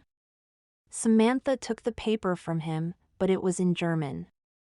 How did you learn all this? Nicolas shifted nervously. It seems she was followed to my office by a private investigator. He's the one who warned me about her father. But every time Mr. Pierce gets close, she escapes again. I'm worried she will walk right back into the hands of her father. Samantha folded the letter and gave it back to him. Then we'll make sure that doesn't happen. Do you know where she stays? I have an idea, but she's jumpy, which means if we scare her at all, she'll run. Nicolas studied her. What are you thinking? Are you up for an adventure? She grinned. Normally Callie would be the one to get into trouble with me, but she's busy with James. Mother would love to come, but I have other business for her. Nicolas took his hat back from Alfred. What did you have in mind? Samantha turned to Alfred. I need anyone who is available to take our horses out in different directions. Make sure they all have different notes in case they're stopped, but one must get to Broad Street to let them know we're coming. Nicolas has been here often enough that anyone paying attention will suspect we know something. You and Mother will take my carriage to a restaurant and enjoy dinner there. Make sure as many people see you as possible. And what will we take? I've already let the carriage rider go. I'd expected to stay here longer. Nicolas rubbed his chin, something that no one would expect because it hasn't been out of the garage. Samantha caught sight of Darcy and waved her over. There should be another bottle ready in Simon's room. I shouldn't be too long, but please keep an eye on him. Yes, ma'am. Darcy looked up at Samantha with a fire in her eyes. Please save the girl. Samantha pulled her in for a hug. I will. And make sure to lock all the doors as soon as we leave. Darcy curtsied and went back towards Simon's room. Mother was in the hall pulling her gloves on when Samantha turned around. She joined the group again and allowed Nicolas to help her with her coat. If all goes well, we will meet back here in 2 hours. Please be careful. Samantha turned on her heel and went toward the back of the house. Stephen had purchased a large carriage just before he went off to war, and Samantha had never used it. Even now, she planned to sell it, but not until after they saved the girl. They left the house and straight through the garden to an old shed where Samantha had demanded they take the carriage. Nicolas whistled when he saw it and ran his hand along the side. This is beautiful. A new model, if I'm not mistaken. Nicolas walked around it, inspecting the carriage while Samantha made sure the horse was hooked up correctly. It's only been driven straight to our manor. And here it sits. If you know anyone who would be interested in buying it, I'll gladly offer it to them. Samantha climbed up, swallowing hard to get rid of the lump in her throat. It could wait. Nicolas waved for the doors to be opened. I don't think it would be difficult to sell this. Getting the right price might be a little trickier. Samantha pointed to the right. Don't go on the main road. One reason I wanted to use this carriage is because it's black and will blend with the darkness. I hope there are back ways to where Miss Sorensen is staying. There is, but it will take twice as long. If you drop me off a few blocks away, I'll be able to run and get her before you arrive. That should give me enough time to get her packed and ready to go. Tell me where to stop. Samantha took the reins and turned down the road. It was quiet in the carriage as they watched for a place to turn. Nicolas pointed at the next intersection. There. Go all the way around this neighborhood and the next, then come back around.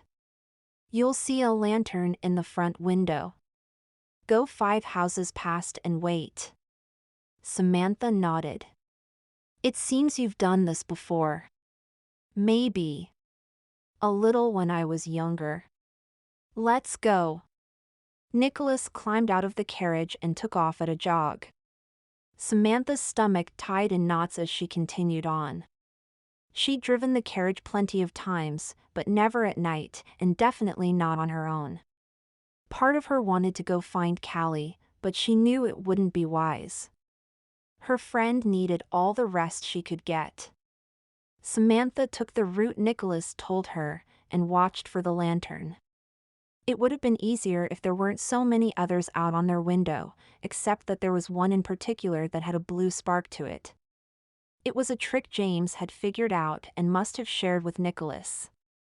She continued on and counted 5 houses before stopping. 2 figures darted out from the alley and climbed into the carriage. Nicolas took the reins from Samantha and urged the horses into a run. He didn't slow until they were out past the city and then turned 2 more times before going back to the original trail. I knew it would be risky to use the powder, but I needed you to know which one was the right house. Now I'm just making sure we keep people off our trail. I've seen you before. Outside his office earlier today. The woman leaned forward. Thank you for helping me. Samantha twisted in her chair to look behind her. You're welcome. I couldn't let you stay somewhere that wasn't safe. Darcy had been in the same position and Samantha had taken her in, much to Stephen's dismay. She was safe once she was in their house, but Samantha worried it would take more than that to save Miss Sorensen. So this place you're taking me. You think I'll be safe there? Darcy asked. Samantha turned. I think so. As long as you stay close to the house. I work there and so does my mother. We'll do our best to make sure that you're all right. Nicolas turned the corner. We'll be there in a few minutes. We need to get in and get out. There's a garden in the back that connects to the boarding house next door. That's how my friend met her husband. She can slip out next door and go in through the back. You and I will go to the front. That way, they'll only see 2 of us go in. And if we're caught? Nicolas asked, slowing as they drew closer to the boarding house. Samantha pointed to the scarf around her neck. I'll just have to tell them I was looking for my scarf. It is my favorite one after all. Nicolas smiled over at her. You're very good at coming up with stories. Have you done this before? Only to get out of trouble with our parents. Samantha turned. Are you ready? Miss Sorensen nodded. Thank you again. You're welcome. Now, go through that fence there, across the yard, through the next fence, and we'll meet you inside. I hope the runner has already been here with our letter or this will be awkward. Nicolas stopped just long enough for Darcy to jump out, then continued on. Samantha climbed out and waited for him to join her. She looped her arm through his and laughed. They walked up the path to the house and knocked on the door. Wait out here. You won't be able to come in, but you can make sure we stay safe. Samantha turned as soon as the door opened. Hello, you should have a new guest coming in through the back door. Were you aware of it? Miss Sophia nodded and let Samantha in. She will be safe here. I have the small room available that Callie used when she was here. It will do for now, and no one would think to look there. Samantha pulled her scarf off. Thank you. I'll be back in the morning. Nicolas stood in front of the door and turned when Samantha left the house. Ah, you found it. I did. Thank you for stopping by so I could get it. Shall we go dancing, now? Samantha asked as she walked down the path. Of course, darling. Nicolas opened the gate for Samantha. There are a couple of places in the middle of town. Which one would you prefer? Samantha was silent for a moment. I don't know. I'll let you choose tonight. Nicolas waited for Samantha to climb in, then joined her. Very well. We'll decide when we get there. They rode toward town at a steady pace, and when they were far enough away from the boarding house, Samantha scooted closer to Nicolas so she could talk quietly. So are we actually going to dance or are going back to my estate? Samantha tied her scarf back on to keep out the cold. If you don't mind, I think dancing would be advisable. We need to keep up appearances just in case. Otherwise, I can take you home. Samantha knew she should go home and check with the others, but there was a sense of urgency that told her she needed to finish carrying out the plan. Let's go to the first dance hall we can find.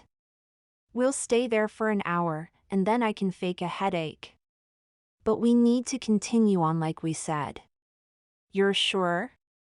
One thing I learned from Callie was that I should never ignore her gut feelings. Right now, I feel strongly that we should keep going. Nicolas nodded. It's a plan, then. They rode into town and found a dance hall that was still open. After finding a place for their horses and carriage, they entered the building. It wasn't a place Samantha would have normally entered, but it was lively and crowded, which meant lots of witnesses. It took a bit to learn the dance moves, but then they joined in. Nicolas was a wonderful dancer, and Samantha found herself comparing him to Stephen. The way he moved, the way his eyes lit up when he danced, everything. It was almost like Stephen was telling her it was all right to move on. When the clock struck 11, Samantha knew it was time to leave, but she wanted just one more dance. The band seemed to read her mind and started a waltz. The laughter turned to whispers as couples danced.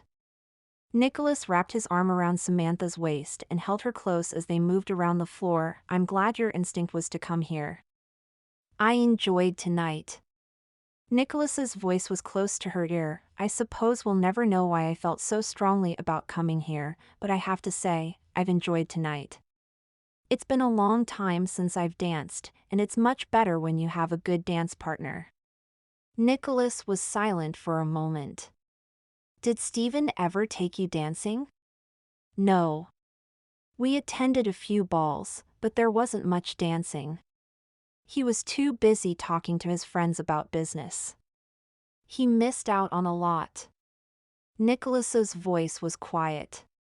I'm sorry, I shouldn't bring him up. Samantha stepped back so she could meet his gaze. You're right, though. He did miss out on a lot. But let's not talk about him now. I'd rather enjoy the dance with just you. Nicolas pulled her closer. I like that idea. The last few strains of the song played, which meant it was time to go. Samantha gathered her coat and scarf while Nicolas went to get the carriage and horses. Samantha waited for him to come back and caught his troubled look as he pulled up. What's wrong?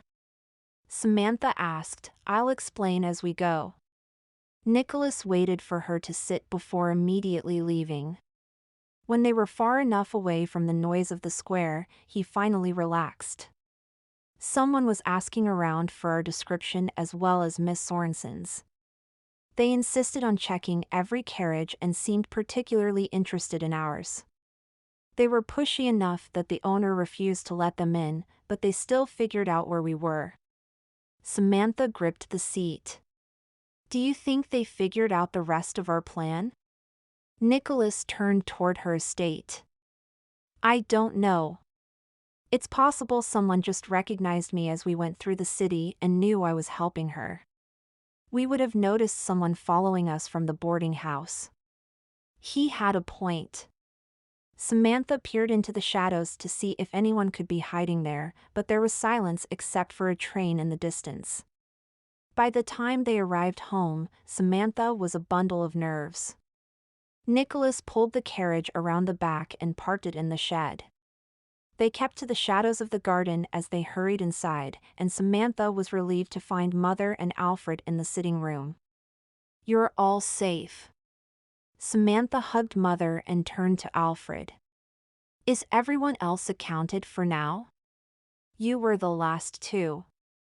I trust everything went well? Alfred glanced between Samantha and Nicolas. Samantha sunk onto the couch. Everything seemed to go well until we got to the dance hall. Someone found us there and kept asking around for us. Mother stiffened. You were at a dance hall? Yes, but that's not the point. They were asking about us until the owner kicked them out. Samantha glanced up at Nicolas. We need to find somewhere safe for you to stay tonight. I'm worried about you trying to get home when they're looking for you.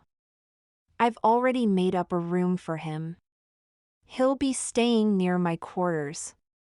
We can arrange for a ride first thing so you can get back to open your office. Nicolas opened his mouth to argue, then simply nodded. Thank you. And if you don't mind, I'll retire now. It's been a very busy day, and I really do need to get back to my office in the morning. Samantha stood.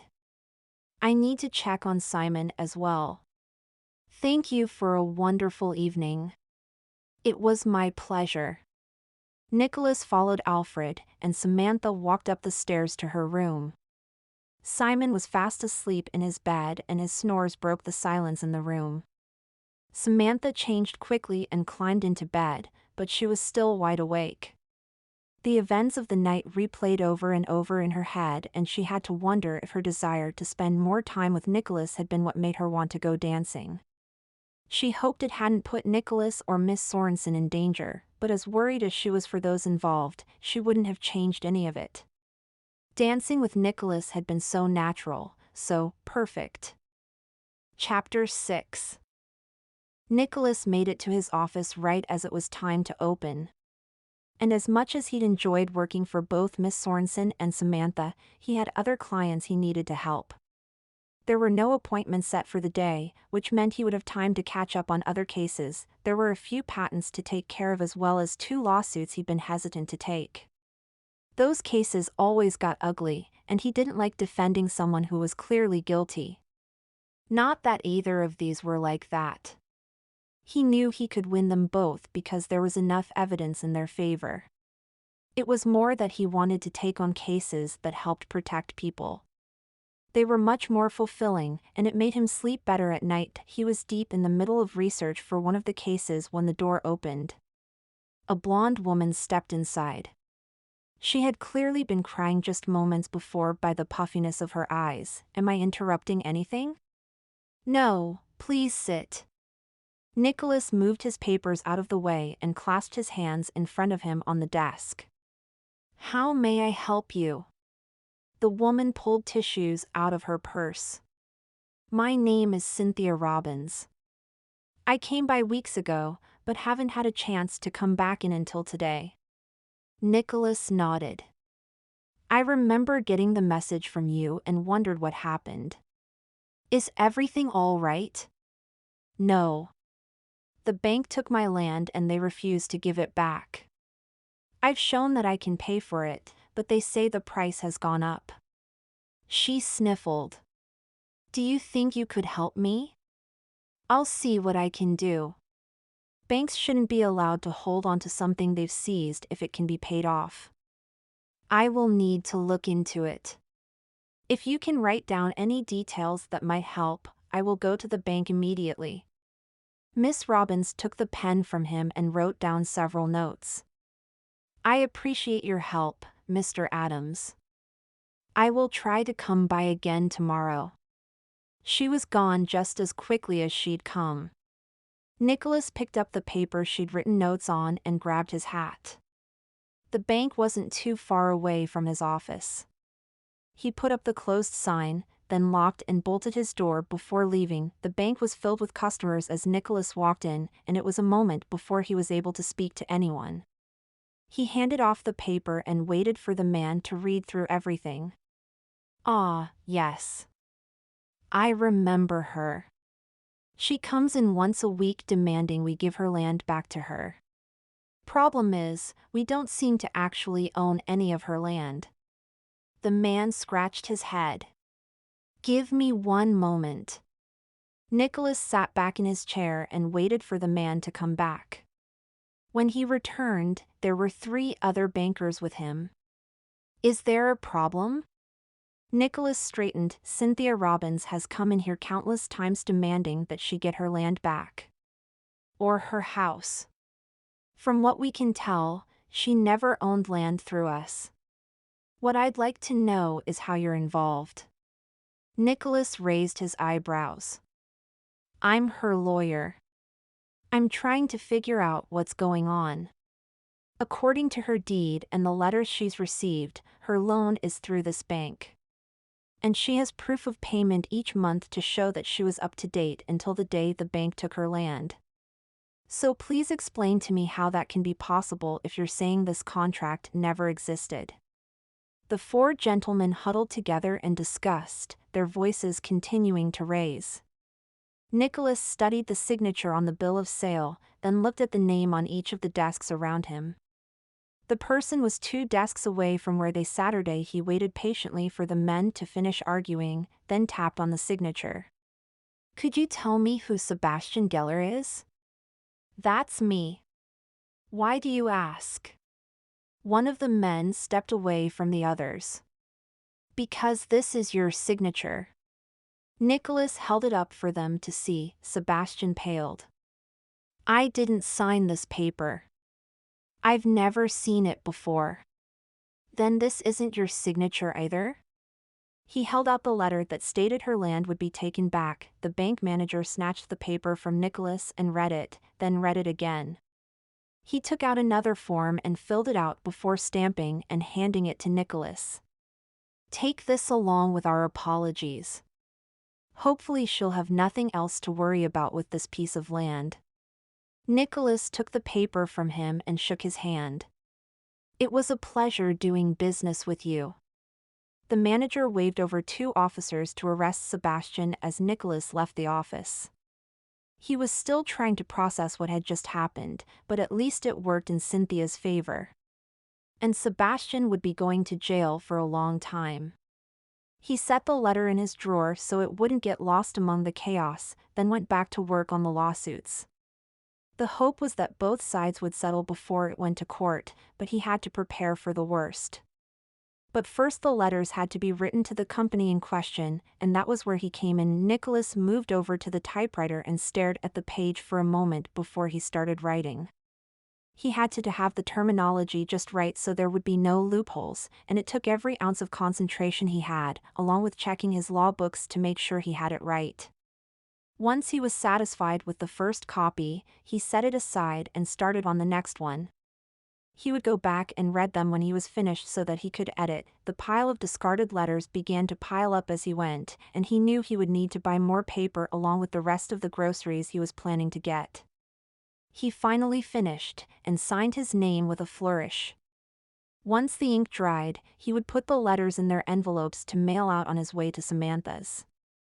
He was anxious to hear how things were going at the boarding house, but if he was being honest, he was more interested in seeing Samantha again. The door opened near the end of the day, and James walked in, whistling.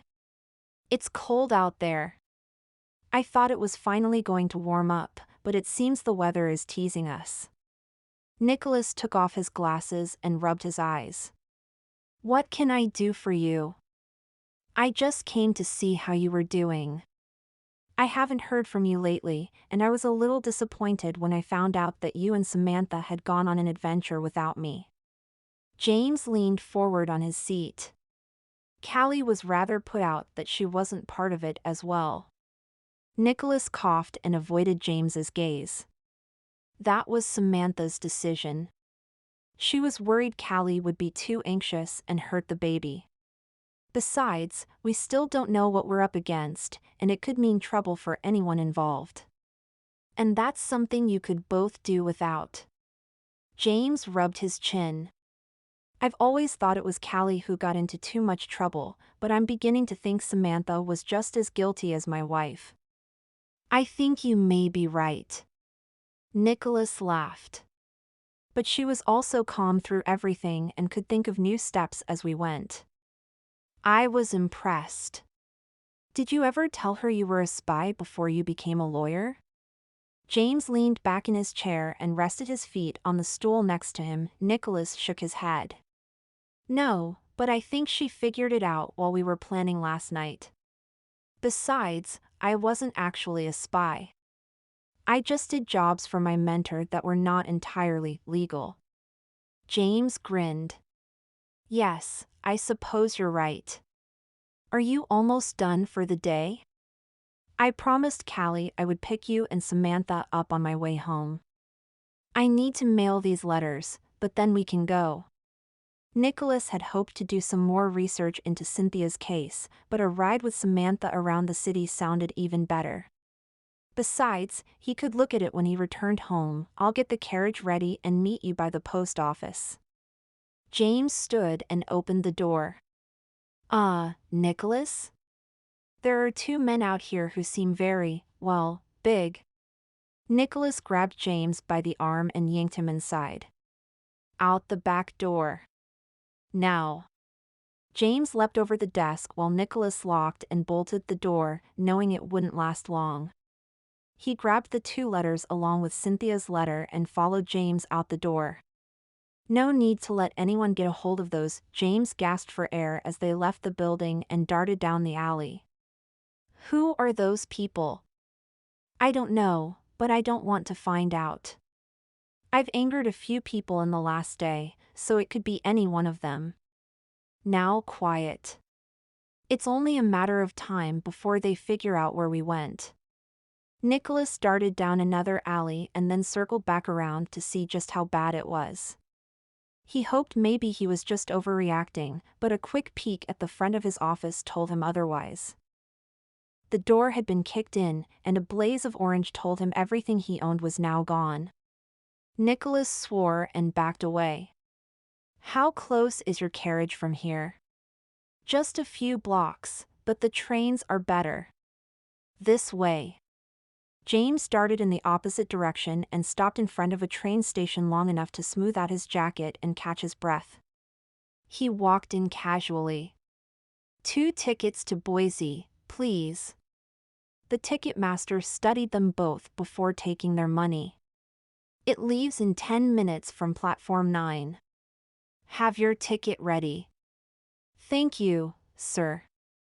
James walked in the direction they were told, then quickly changed directions and climbed on a train that was about to head the opposite way. We'll switch a few times until we know they're not following us. And you'll stay at my house until we can get your office cleaned up. I'm sorry.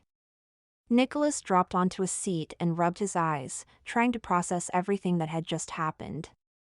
We need to figure out who came after us. There are 2 main options. Wait. James nodded toward a man who was reading a paper, but clearly listening in. As soon as the train stopped, James climbed off and moved to the next train. Nicolas followed him to an empty car. So you were saying there are 2 people who want you dead. I didn't quite say that, but you're probably right. Nicolas ran his fingers through his hair. The girl we helped, Abigail, fled Germany and were hiding her from her father. I was hoping to talk to Samantha today to see what she'd learned. The other one is a little unclear. A girl came to me asking to get her land back from the bank. Nicolas touched his jacket where the letter hid. Something seemed off. They arrested the man who had signed the banknote, but it seemed too easy. James shook his head.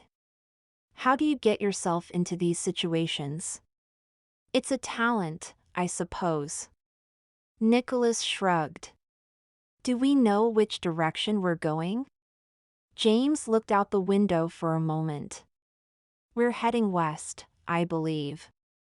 Which means we'll need to switch at the next station. I'll get off and go get the carriage and meet you at the station after that. Nicolas nodded.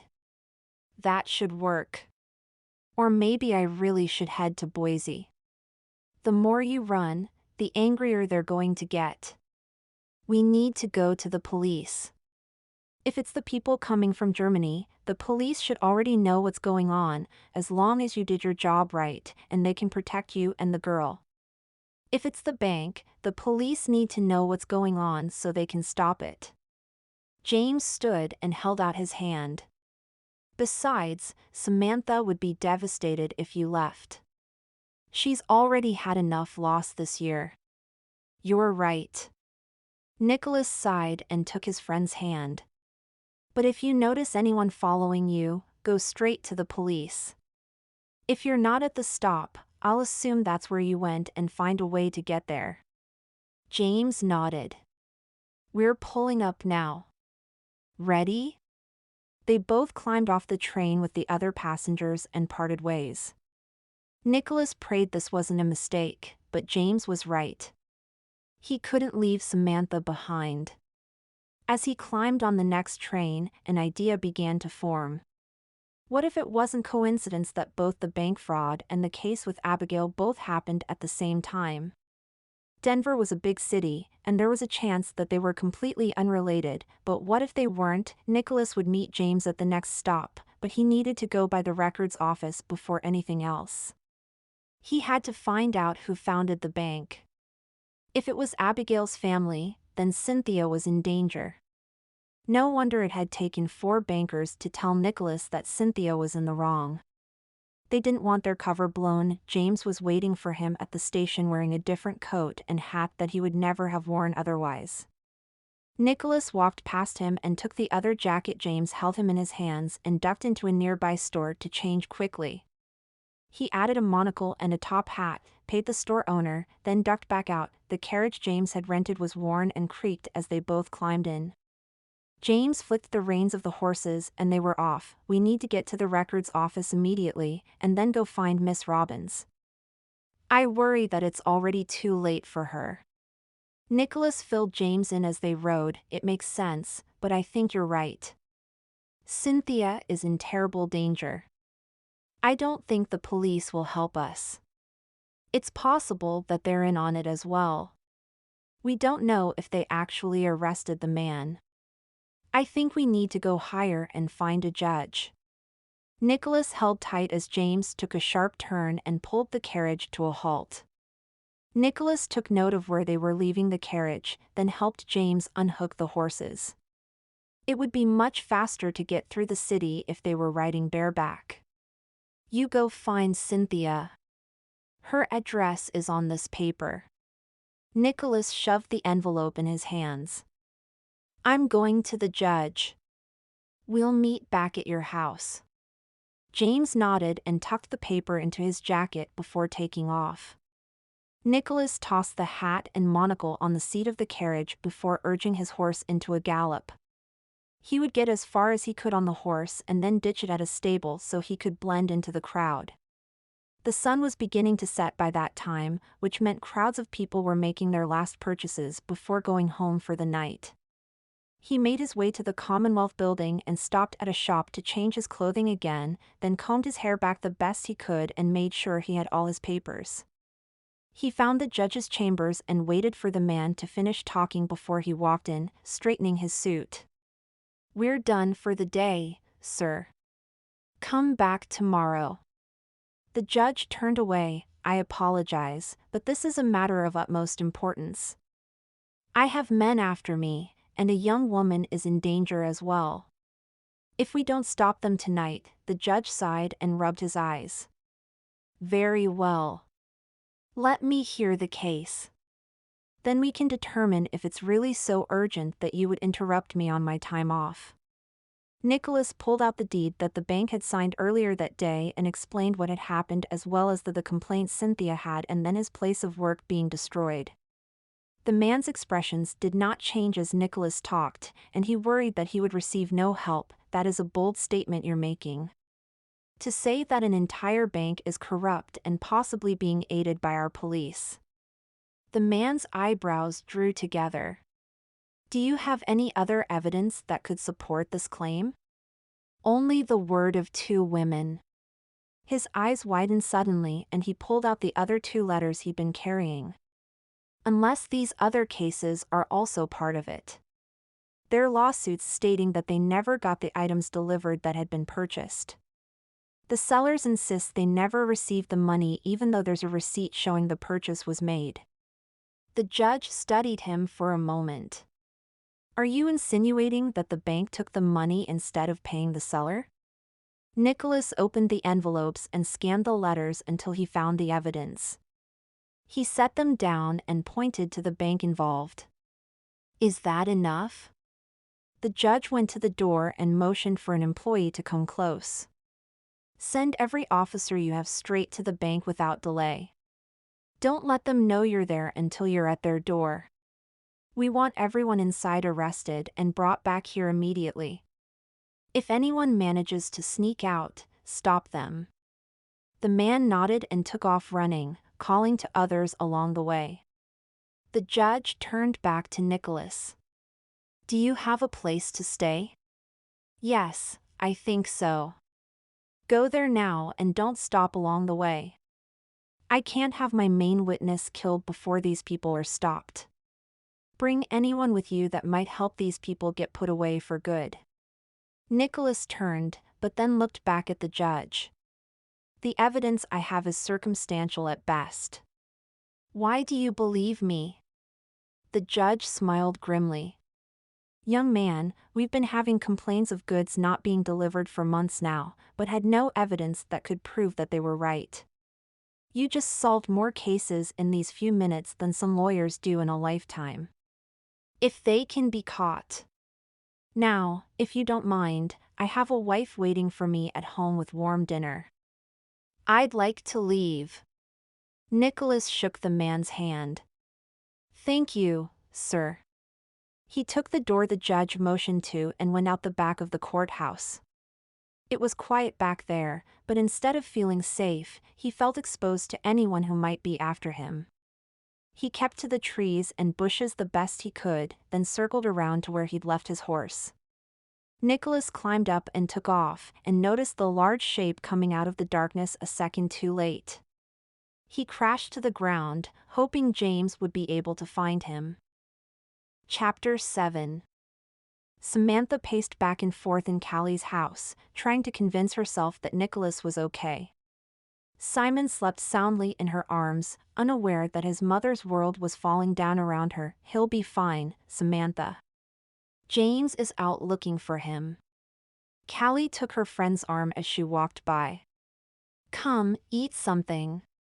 You need to keep up your strength for you and for Simon. That's easier said than done.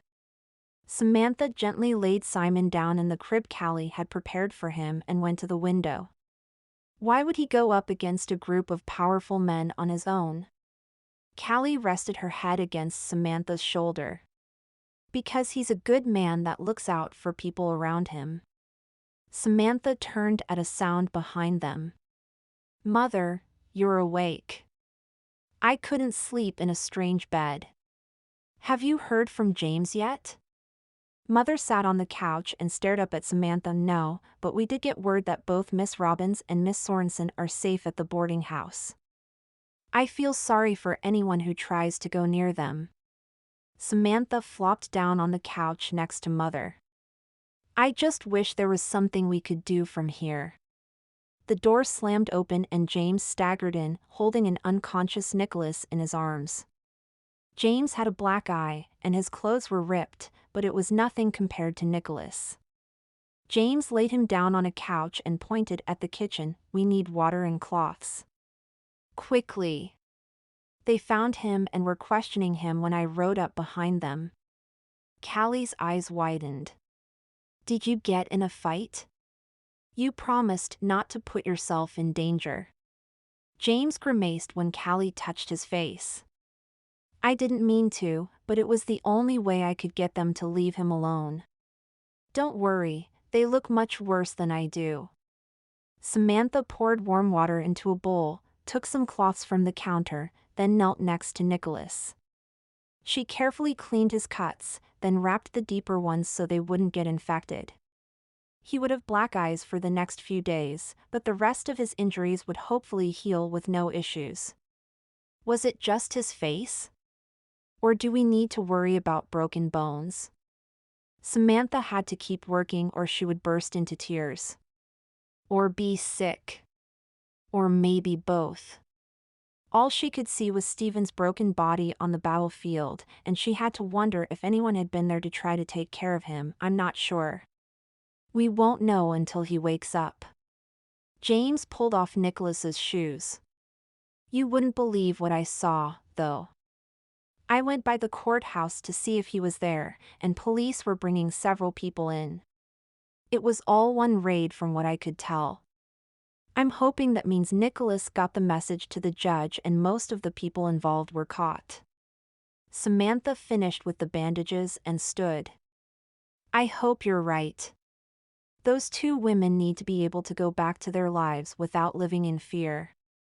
And maybe if Nicolas can help prove the bank's guilt, he can get the money back that he needs to repair his office.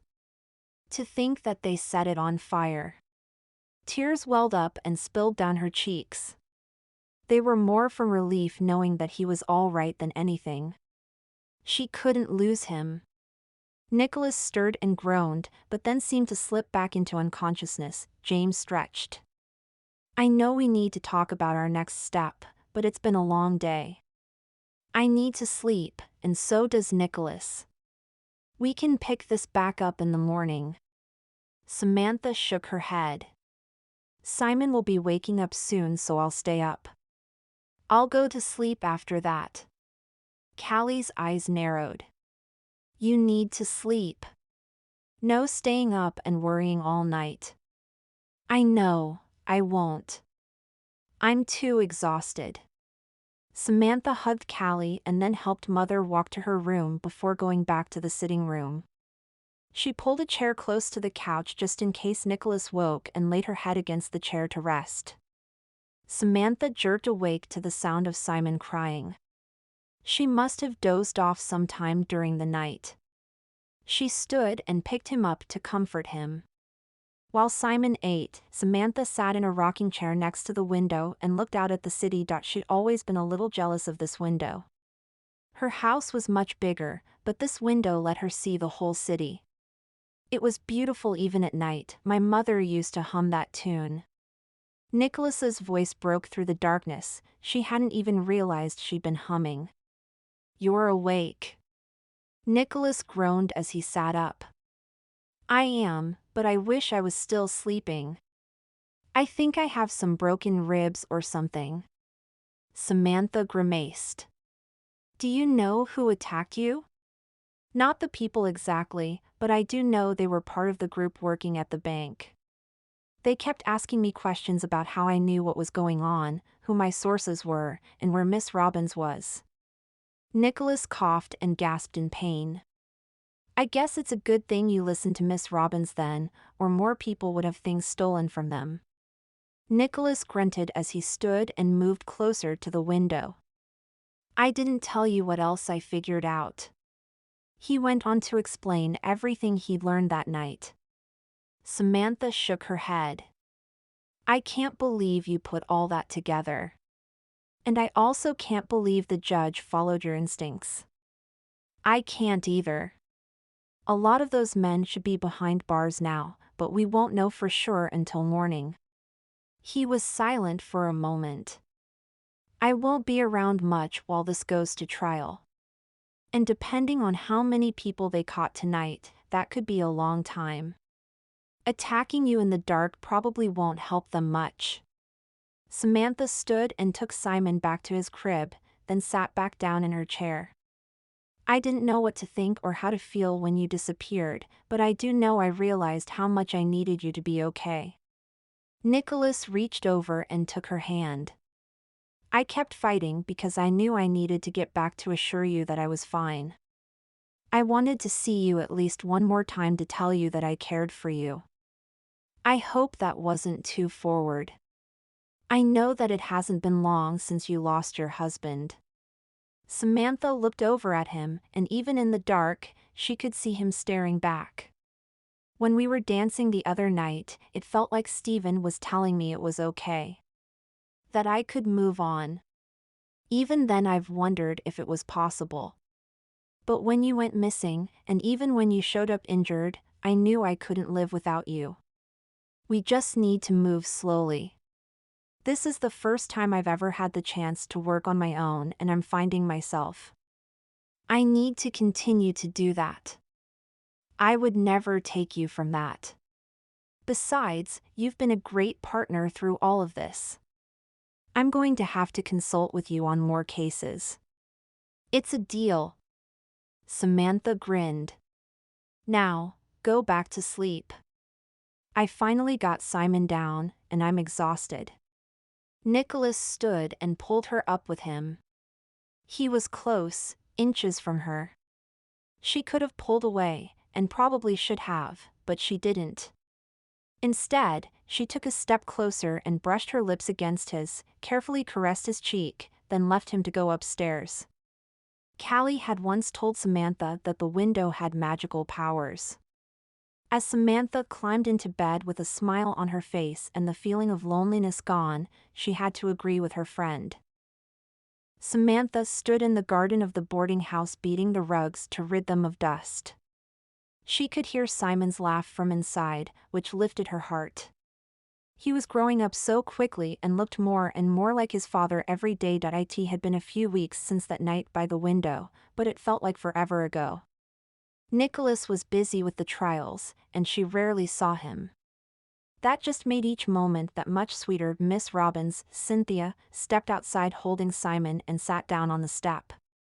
He wanted to see his mama. I heard him laughing inside. I thought he would be fine for a little while longer. Samantha gave the rug a final smack, which made Simon erupt in laughter. That's what you heard. Cynthia giggled.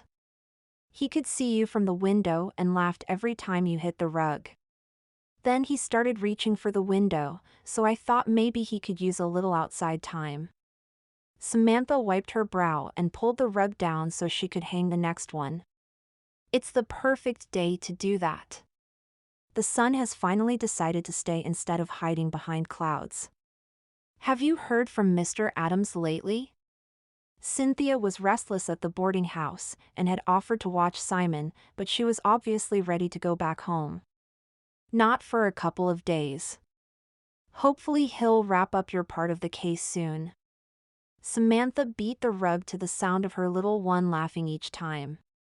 It made the work go much faster, and soon she was through the last of the rugs. If you want to stay out here for a little longer, you're welcome to, but make sure he doesn't get too much sun. His skin burns easily. Yes, ma'am. Cynthia carried him farther into the garden and sat on the path so he could explore. Samantha shook her head and gathered up the rugs to take inside. When she first started work, she could only take one rug out at a time, and even then, it took all of her energy. Now she could take several at once. The calluses on her hands had grown and her hands weren't quite so delicate, but she was proud of them. Mary grunted when she found Samantha in the hallway. Done already? I am. Do you have anything else for me today? We need to collect the linens to wash, and then wash them. I can do most of that if you need to leave for any reason. Samantha shook her head. No, I can do it. Once we're finished there, I'll need to leave, though.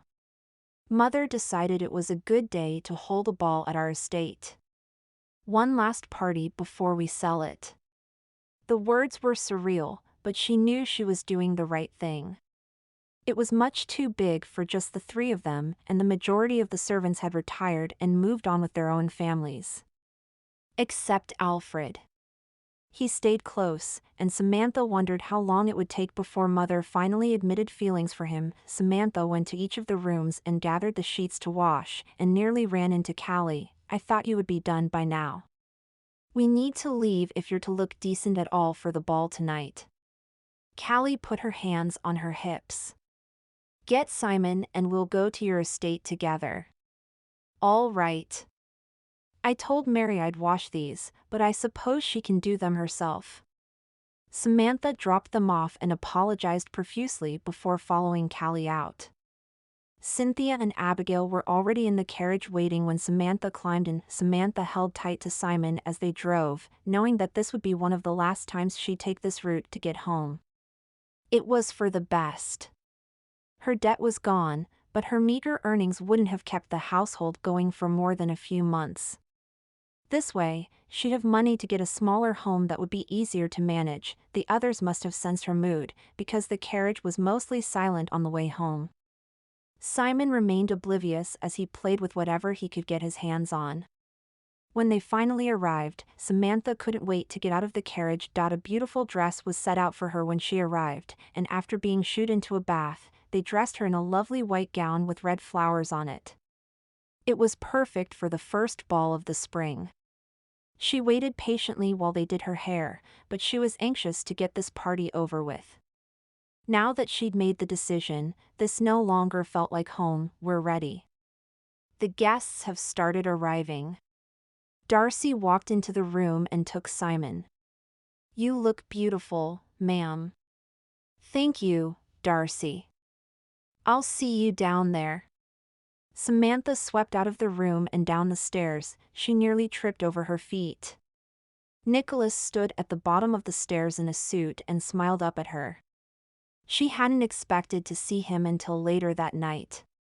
She practically floated down the stairs. You're here. We ended early, and I didn't want you to be alone for the ball.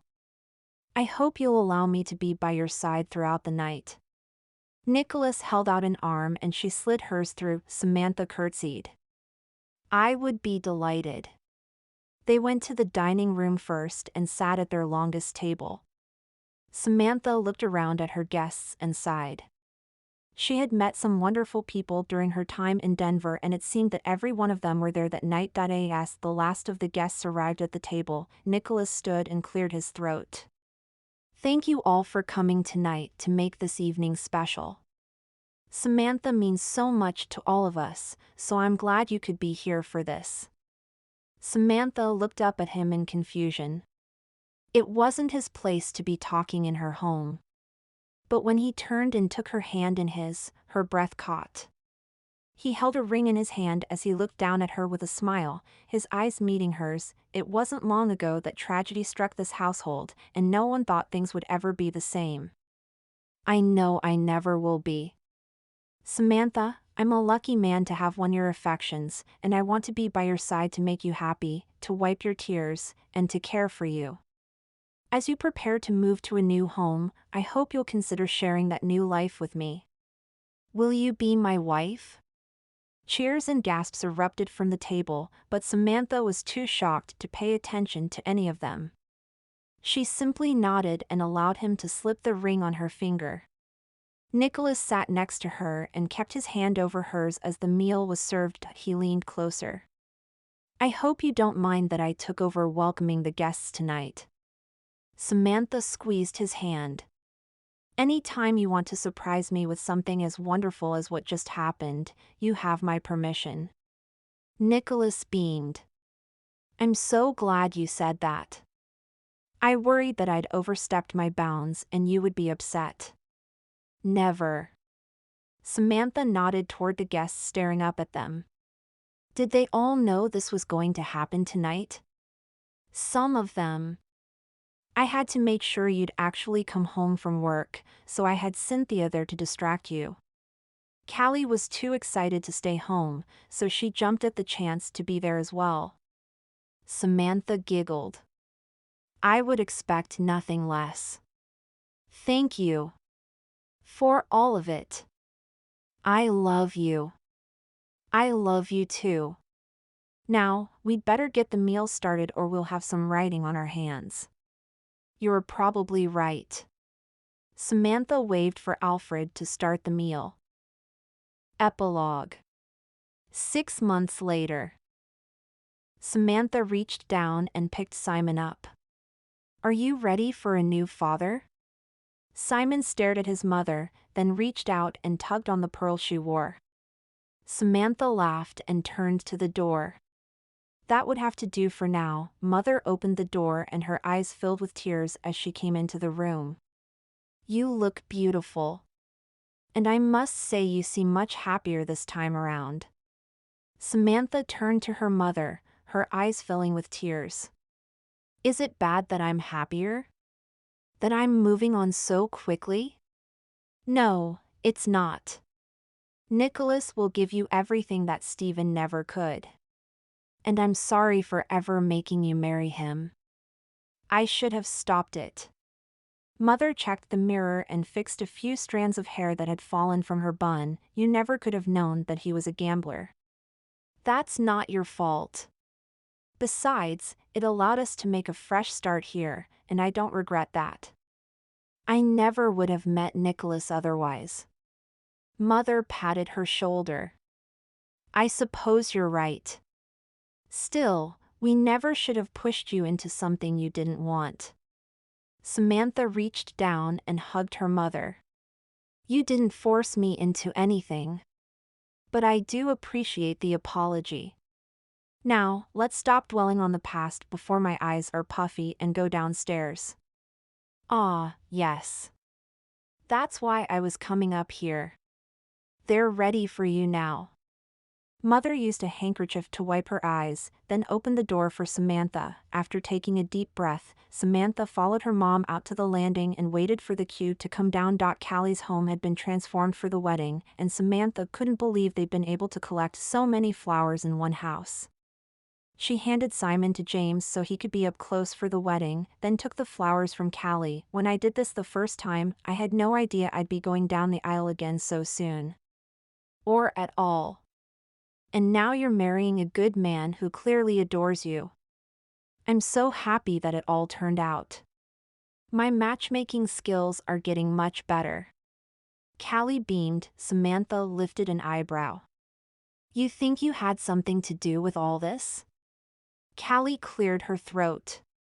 I might have purposely taken him to your house that night in hopes that you two would at least become good friends. Having you actually marry him was just that much sweeter. I see. I don't know what I would have done without any of you otherwise. Samantha sniffled, her emotions still raw from talking to her mother. No crying. Oh, that's my cue. Callie gave Samantha a quick hug, then walked down the small aisle right in front of Samantha, stopping long enough to check on her new little one in Darcy's arms before continuing on. The ceremony was sweet, and while old memories flowed through her mind of her last wedding, she felt at peace. She knew she was where she belonged and that Stephen was there to give his blessing. As she reached up to kiss her new husband, she said goodbye to her past life and couldn't wait to start her new one. This has been Samantha's Sorrow by Jaclyn Hardy. I hope you have enjoyed the story. Make sure to check out my other audiobooks. You can also check out my ebooks and book bundles at www.jaclynweistbooks.com.